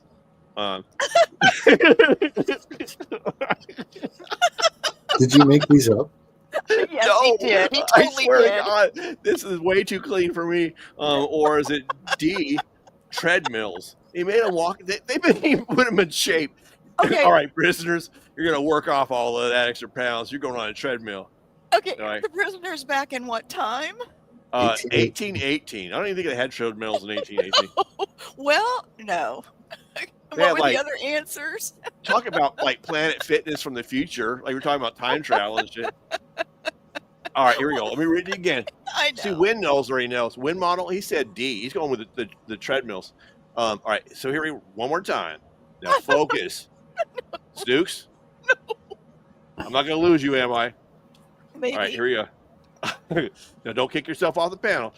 In In 1818, the English created this as a way to punish their prisoners. Was it A, musical theater? They must have been watching Newsies or something. B, is it rice cakes? We've already been over this. That's way too brutal for even for prisoners. Come on now, we're not inhuman. Rice cakes? That is just ruthless. C, they gave them all mohawk haircuts. Right, my personal favorite. Or D, treadmills. What do you guys think? I'm going to say A, musical A? theater. Yeah, That is- I think it could be done in a way where it could be, like audible torture. Yeah, you're right. What would be worse is like making them be in the musical theater. Here we are, we're all locked up, and they're like the jazz hands. Yep. Lewis, what do you I think? don't care. I'm sorry, who are you asking? Rice I was asking. Going with the brutal rice cakes. Okay, Snooks, what do you think? I got. I have got to go with the Mohawks. It's so wrong, but it's so right. So we have rice cakes, mohawks, musical theaters, and treadmills. Lisa's going to go with musical theater. She agrees with you, JM. And then that is brutal. Brew is going to go with C, mohawks. See, Brew agrees with these, Snooks. And the answer is dun dun dun treadmills. Damn it! Oh my God! Golly, I would never have thought that in a million years.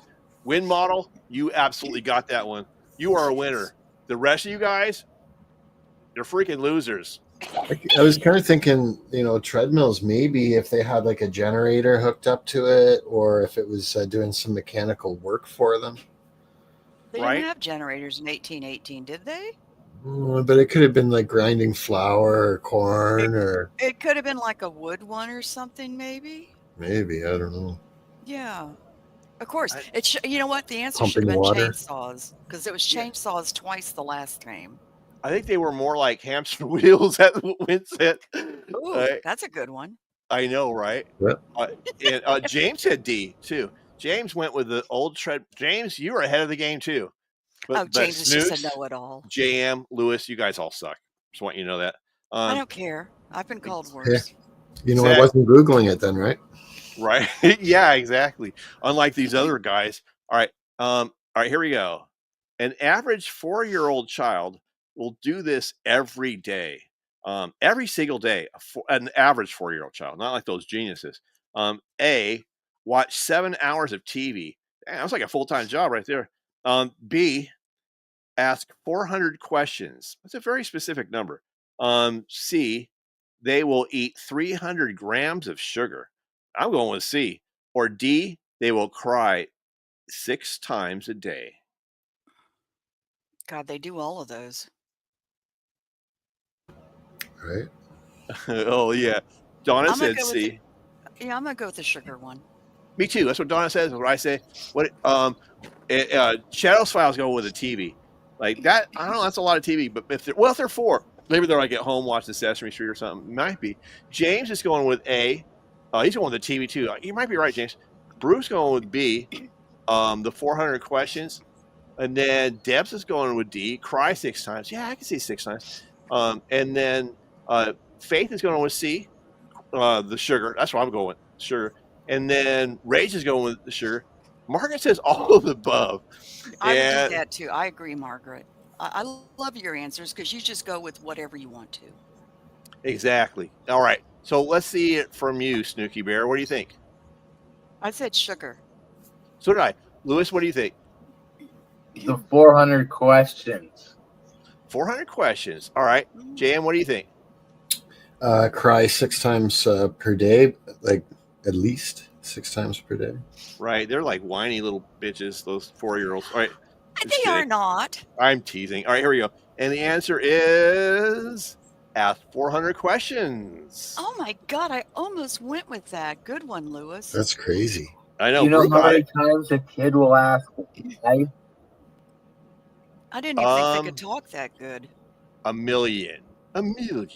Yeah, point being right there. It's all summed up in one word. Why? Exactly. That's the number one word. That's probably the number one word that they say too. Well, Why? all of you that Why? said that Oh, yeah. were very smart. Right? True that. Lisa got it. Man, Lewis, you suck. JM, you suck. Snooks, you know you suck. All right. Thank you. I'm standing up and taking a curtsy. Exactly. There you go. Take it with pride. I do. And then one sign, are you guys ready for this? One sign that you're not getting enough iron in your diet is A, you're dreaming about, what does it say? You're dreaming about falling. Sex. No, I'm sorry. Right. That's a good, I think I've never had that sign before. All right. Dreaming Yeah, I'm about dreaming what? about, thank you, iron. B, Dreaming about what? What was A? right. It must be my pineal gland. Pineal gland, you rock. Okay, what was A? What was the answer? Hold to on, it? What hold was on the there, answer? woman. I'm telling you. All right, here we go. A. Okay, You're thank you. dreaming about falling, not sex, Snooks. Falling. B. You're you having stinky breath. Oh man. You don't have enough iron. You better like brush it or something. C. You're craving ice. Like we all do. I'm craving ice right now. D. You're having yellow stains on your teeth. Ugh.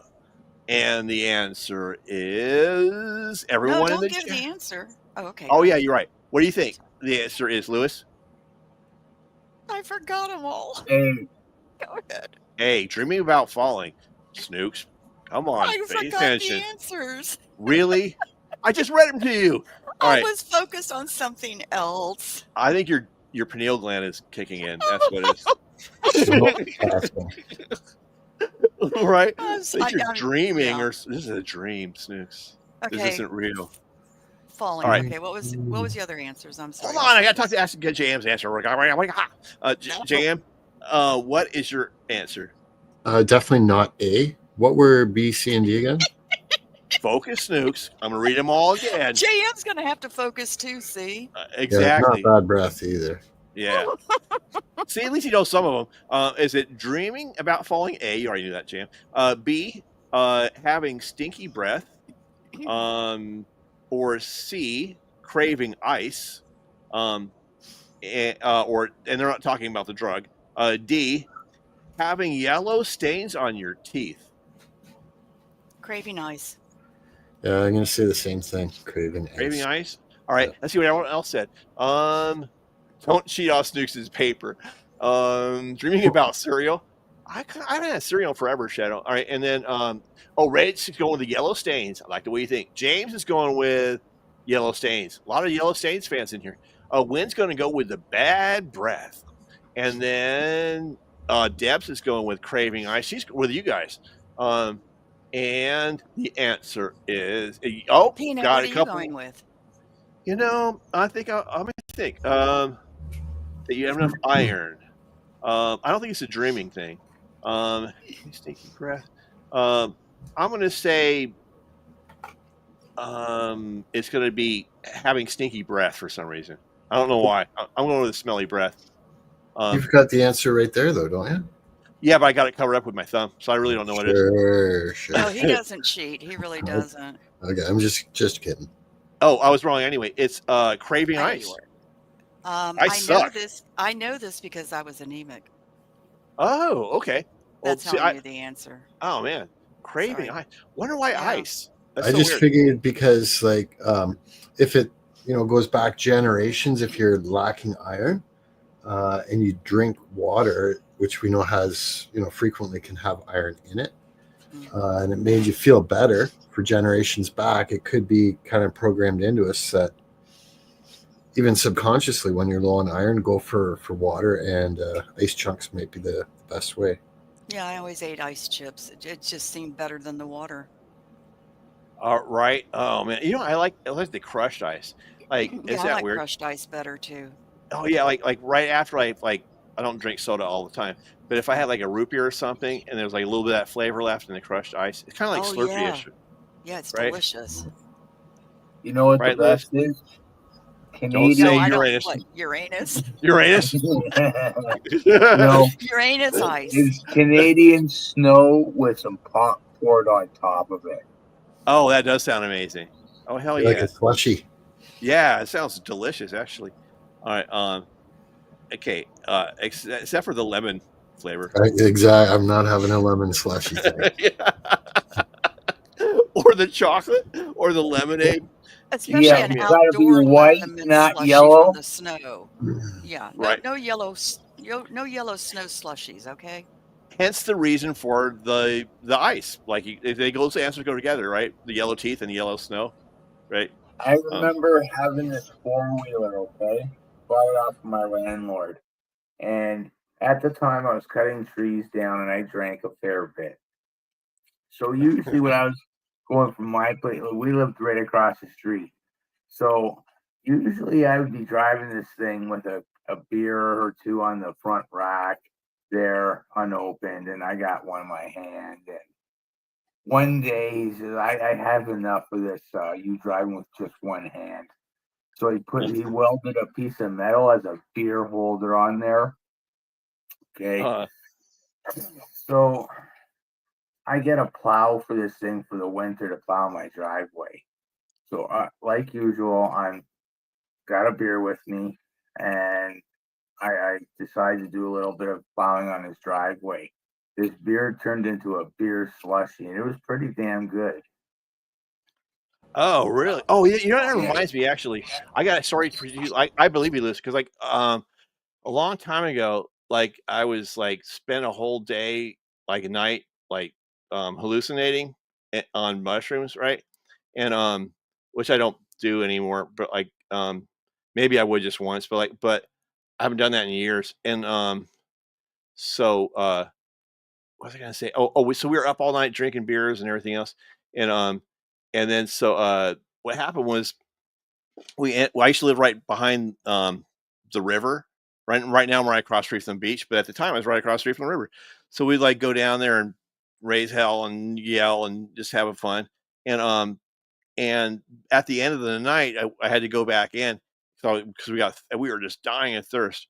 And so I went inside to find something to drink, and there was nothing in there except in the freezer there was one can of like almost frozen Olympia beer.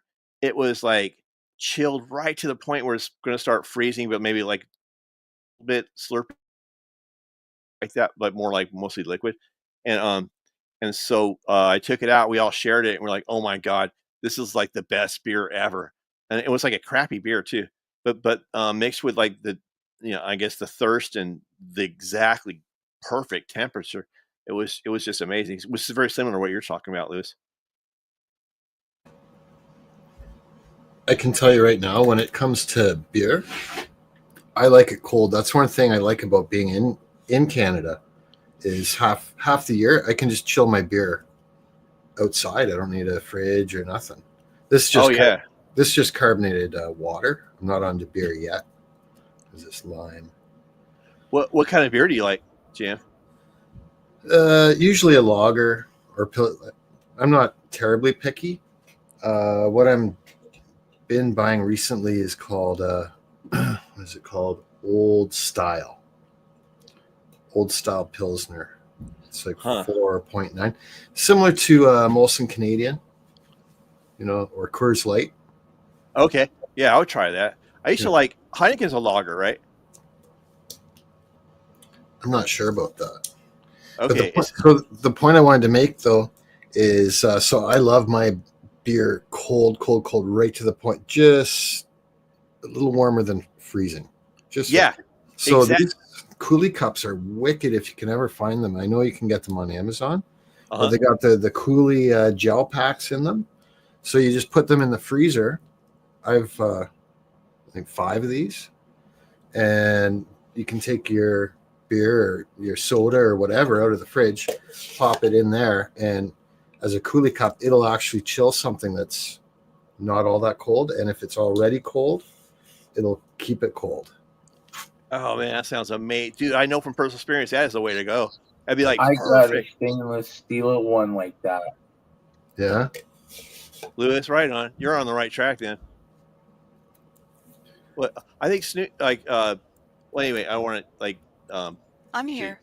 Do you drink beer, Snooks? Oh yes, I like Coors Light. She likes Coors Light. Do you guys like Coors Light? It's decent. Yeah, because the mountains on it go blue, and you can tell it's certifiably cold. Oh, Yeah, hey, that's only in the cans, not in the bottles. But I like uh, both. yeah, I think that's pretty cool too, Liz. And then JM, wind model is like, what part of Canada are you in? I think you're on Ontario, I think, right? Yep, I'm near Toronto, so kind of between Detroit and Buffalo, New York. Hey, Lewis, what part of Canada are you in Ontario, Lewis? Yeah, I'm in Kenilworth, Ontario. It's in North Wellington County. Okay, so you guys are in the same province then. Are we still playing games? Yeah, all right. Sorry. I just no, that's okay. You keep talking if you want to. I just wanted to know if we changed. Oh, I see. Okay. Oh, hey, Spock. What's up, Spock? All right, here we go. Sorry, Snooks. A study by Carnegie Mellon University. Yeah, and Snooks. Focus. Yes. Yes. Focus. I'll try. All right. You better, or else JM's going to get after you. He's too nice. I'll pick Lewis on you, right, Lewis? We'll just ask that question. All right, here we go. All right, here we go. A study by Carnegie, yes, ma'am. A study by Carnegie Mellon University found that people believe sandwiches taste better. A, when they've made the sandwich themselves. And you know I love me a sandwich. B, when someone else makes them. C, when the sandwich is sliced diagonally. Or D, when the ingredients are kept a secret, like secret sauce. You love secret sauce, right, JM? Based on my own definition of it, I'm all right with it, yeah. All right. So what do you think, JM? It's going to be A, when they've made the sandwich, when you make your sandwich yourselves, right? Because, we're both chefs. We do that all the time. Or B, when someone else makes them, like Snooks is all making us all sandwiches. We're all, yeah. Or is it C, when the sandwich is sliced diagonally, because, that's the way Lewis rolls? Or is it D, when the ingredients are kept a secret, like when I make the sandwich? It won't be that one. It would be a little nuttier than I could handle. It would be I'm gonna go with when someone else makes it. And the question is posed as the average person or the majority of people. It doesn't really specify. You're getting complex there. Yeah. Well, I don't know. Okay. Average and majority, just average majority. That's what it is. Okay, and Lewis, what do you think? We're gonna save Snooks for last. When somebody else makes it. All right, 2 for when someone else makes it. You guys are in luck because I'll make your sandwiches. Snooks, what do you think? Sliced diagonally. Sliced diagonally. All right. Mhm. Sounds very mathematical to me, Snooks. I don't do math. Right? Shadow's file is going to go with sliced diagonally. Shadow agrees with you. And then Bruce going with B. When someone else makes them, that seems to be the key answer. Lisa says, make them yourself. Right? That way you can control the ingredients, Lisa. And then did I go with Spock's brain? He says slice diagonally. Wynn says slice diagonally. Debs is going to go with someone else makes them. And then James is going to go when someone else makes them. And I'm going to say, I'm going to say when somebody else makes them for some reason. All right. And then the answer is going to be pumpernickel. Is that a bread? Pumpernickel? What is that? It is. Bread. I like sourdough. Sour is amazing. I love pumpernickel. I like sourdough too, but pumpernickel is first. I don't remember ever trying pumpernickel. I It's tried dark bread. It's very tasty. All right, is that what you use for Reubens? You ever had that? A Reuben? Yes, that is what you use for Reuben. Oh yeah, that's cool with a Reuben. What I really like though is like if you guys ever had rustic Italian bread, you guys ever heard of that? Yes. Yeah. Oh my, right, Jam?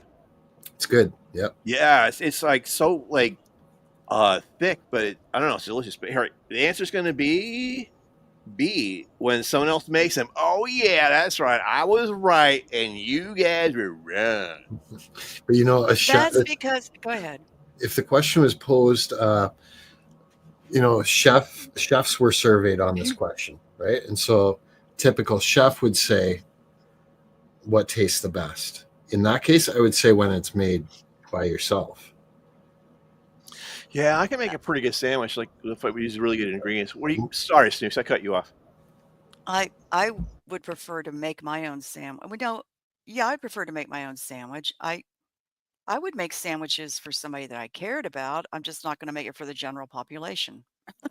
Right? You're not going to become a restaurant. No, I'm not going to be. I'm not going to work in a restaurant and make sandwiches. Been there, done that. All right. Been there, done that. Oh, whoops, I saw the answer on that one. Oh, dang it. I keep seeing the answers. Oh, hard. Oh, I know what to do. I'll That's cover it this time. okay. I got it covered. I saw the pattern. All right. A 40-year study, so they took 40 years to figure this one out, found that disobedience in children, there we go with those 4-year-olds again, leads to A, joining the police force, or B, having more friends, C, success later in life, or D, poor math skills. I think you're probably a D child there, Snooks. Wait a minute. What was the question? Snooks, really? We've been over this. All right, one more time. Focus. You guys too. A 40-year study, remember they took 40 years to study this, found that disobedience, man, who spends 40 years studying disobedient children? But anyway, they were doing it for some reason. And in children, what they learned, the pattern is that these kids are joining the police force, right? They're going to protect and serve the crap out of you. Or B, just kidding, everybody. B, having more friends, right? I think it's probably that one. I don't know why. Because they're more adventuresome or something. Or they get away with stuff, maybe. Or C, success later in life. Like they all became doctors and lawyers and stuff. Or is it D, poor math skills? What do you think, Snooks? Well, just guess. Me, I think it's Tell me what I would say. Tell me what I'd say. poor math skills. There you go. I get the feeling were you very disobedient as a child, Snooks? Not until I turned 13. 13? That's when you like rebelled. That's when women go through their form of puberty. Yeah, I guess I kind of see My that. dad always said I was just sweet and precious until I turned 13, and then I became evil. Right, exactly. And I can't do math. right, I had a hard time with math too. I was teasing you. Lewis, what do you think? They become doctors or something like that. Okay, interesting. No, actually, you know what? I'm changing it to how they have more friends because I think like that the more rebellious you are, you're going to be like probably like the class cut up in school or something, you know. And so maybe that like and you're more free and you do wild stuff, and so I think that probably appeals to people somehow. But what do you think, Jan? I'm pretty sure it's either they become police or they have bad math skills. But I'm going to go with bad math skills. Bad math skills. Okay. Got it. Is that what you said too, Snooks? I don't remember. Yes. Of course I said bad math. All right. And Donna's going to go with join the police force. And then, gee, I'm a tree suck too. And then, is that a disorder question? Absolutely, Kat. And then Daryl's going with Z. Shadow's going with poor math skills, like you guys are. And then Lisa's going to go with success later in life, like Lewis. Daryl's going to go with B, having more friends. Me and Daryl are on the same page on that one. And Spock is going to go with poor math skills. James is going with success later in life. A lot of people are saying that. And then Wynn says B, having more friends. Yeah, Wynn, I think that's what it is. I don't know. That's my theory, though, Wynn. And then Bruce going to go. James was a rebellious child. Was he? So I have a hard time. He I could be bet. right. He could. I don't know. Be James right. is pretty cool. He's like so well, like he's intellectual but like he's like a very he's good at like a lot of things, like with his personality. And Please then don't tell him that. That'll be our secret, James. We're just kidding. You suck. Just kidding. And then who said? Spock went with poor math skills, and then Wynn said B. Bruce said success later in life, and then Debs is going to go with poor math skills. I'm not throwing you out, Faith. Okay, and the answer is C, success later in life. Wow. Man, I suck. Snooks, you rock. JM, you No, I rock. don't. No, I don't rock because it wasn't math. Oh, that's right. Well, Lewis, It what was was your answer again? success later in life it was. Yeah, okay. became a doctor or something like that. Yeah. Man, I would never guess that in a million years. Me neither. No. All right, so I'm going to do one more, and then we're going to call it a night. Okay, here's the very last question. Okay, so don't fail me. In the early 1900s, you guys remember those? Those are fun days. Or like Wilbur Wright or some shit. This event was featured in the Olympics. It was probably like swimming in those big old swimsuits or something, right? Like back then they were all this big old clunky swimsuits. Was it A, Kung Fu? And then I don't think it's going to be that. B, tug of war. That maybe. C, unicycle racing. Or D, bull riding. I'm going to go with tug of war. And what do you think, JM? Bull riding. Damn, bull riding. All right. And then, Lewis, what do you think? Tug of war or that unicycle thing? You got to pick one, Lewis. Okay, the unicycle thing. All right. And then, what do you think, Snooks? Unicycle riding. Unicycle riding. All right. 2 for unicycle riding, 1 bull rider. Bull riding sounds way more exciting, though. But I was going with tug of war. Let's see what else to put. Okay. What do you guys think? Debs is going to go with tug of war. Exactly, Debs. And then Spock's going to go with unicycle racing, like you guys are, like Snooks was. And I think Lewis said that too. And then Daryl's going to go with unicycle riding. Wow, a lot of people think it's a unicycle riding. Lisa's going to go with tug of war. James is going with the bull riding. So James is on your side, Jam. And then right on. And Wynn's going with the unicycle riding. Wynn, how could you? And then Daryl's going to go with the unibrow riding. Margaret said dodgeball. That would be an awesome Olympic sport. Dodgeball. Man, I could go for that actually. Or kickball. You guys ever play kickball? Like it's been forever. All right, here we go. And the answer is tug of war. Oh yeah, that's right. We're going to go out on a positive note. That was a hard choice. That was a hard choice. Yeah, that would have been my second choice. Yeah. And I'm going to call it a night. So, do you guys have anything you want to say before we call this a stream? I'm good. I'm going to just say enjoy the rest of the weekend, everybody. I'm going to jump down too. And thanks again for having me up, Peanut. Always good to see you, Snooks. And great chatting with you, Lewis, as well. And Jam, man, it's been a pleasure. I really, really appreciate you being here. Thank you, Jam. Like for multiple reasons. Thank you.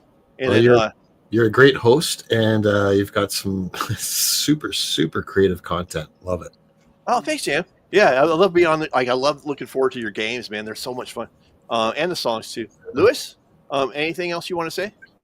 Don't let those aliens get you in their tractor beam to probe your anus. Exactly. Wise words. Right, exactly. Very poetic, Lewis. What do you think, Snooks? You cracked me up, Lewis. I want to say thank you, JM and Lewis, because you always bring something so good to the conversation, whether it's funny and I always learn. And I want to say thank you to the chat for being here. It meant a lot to Peanut, and it was a lot of fun. I enjoy myself so much. Oh, good. Yeah, I enjoy you too, Snooks. And bye, James. See you, Debs. Appreciate all you guys. Later, Daryl. Thank you for everything. And Tractor Pull Olympics. Rage, appreciate you, brother. Lisa, okay, bye. Thanks for being here. Donna, thank you. Kat, thank you. Jam, thank you. Lewis, thank you. Snooks, thanks. I appreciate you too. And Brew. Bye, Faith. And then hey, Wynn, thanks for dropping in. I really dig your content, brother. And Margaret, thank you for being here. And did I say goodbye to everybody? I don't know. If I missed you, I'm sorry. But from the bottom of my heart, thank you. Rage, thank you. Wynn, Margaret, everybody who's been here tonight, thank you. Appreciate all of you. James, Chicken Little, later Chicken. And from that, I'm going to call it a night. And I'm going to I will be backstage in a minute. And then I knew you were going to ask me that. I knew you knew I was going to ask you that. I know that you knew that I knew. I knew that you'd answer me eventually. Right. Oh, hey, Faith, what's up? Hello? I did DM you I did email you something. If Okay. you get a chance to read it, Peanut. Okay. All right. And then here we go. Ba-ba-doo, dibba-dee-boop. I'll play us out with a song. Okay. It's going to go here. Boom. I'll be right Remove. back. Okay. Going to go remove. And hey, Faith, can you hear me? Okay. All right then. Okay, and it's gonna we're gonna pick a quick song to play us all out by. Gonna go present. And then we're gonna go with video file. It's gonna play this one. Okay, let me take myself out.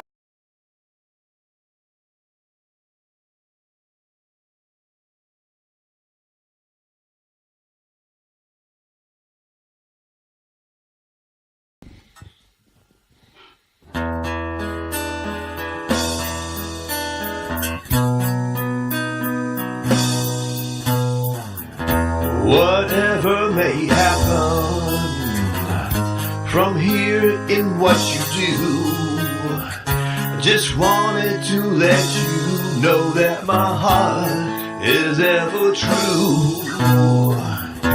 So wherever you may roam on the path where we must part, I'll always stand by you in the fire within my heart. In my heart you'll stay forever and a day. So wherever you go, you'll never be alone. 'Cause I'll always be with you in all memories that we've known. No matter how far away, you'll always be in my prayers.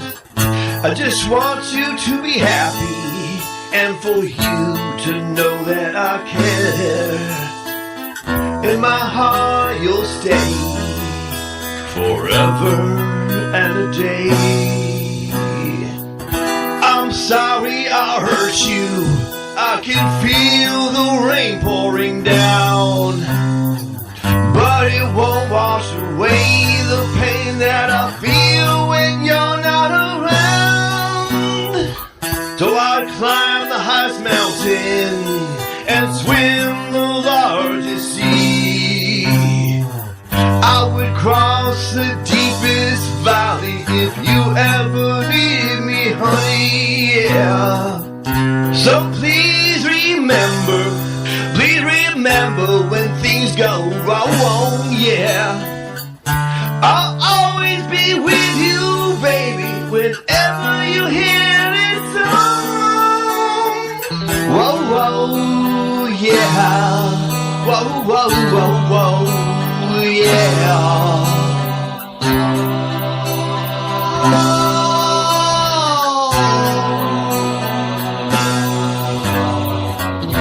Whatever may happen from here and what you do, baby, just wanted to let you know that my heart is ever true. Oh, oh. So wherever you may roam on the path where we must part, I'll always stand by you in the fire within my heart forever and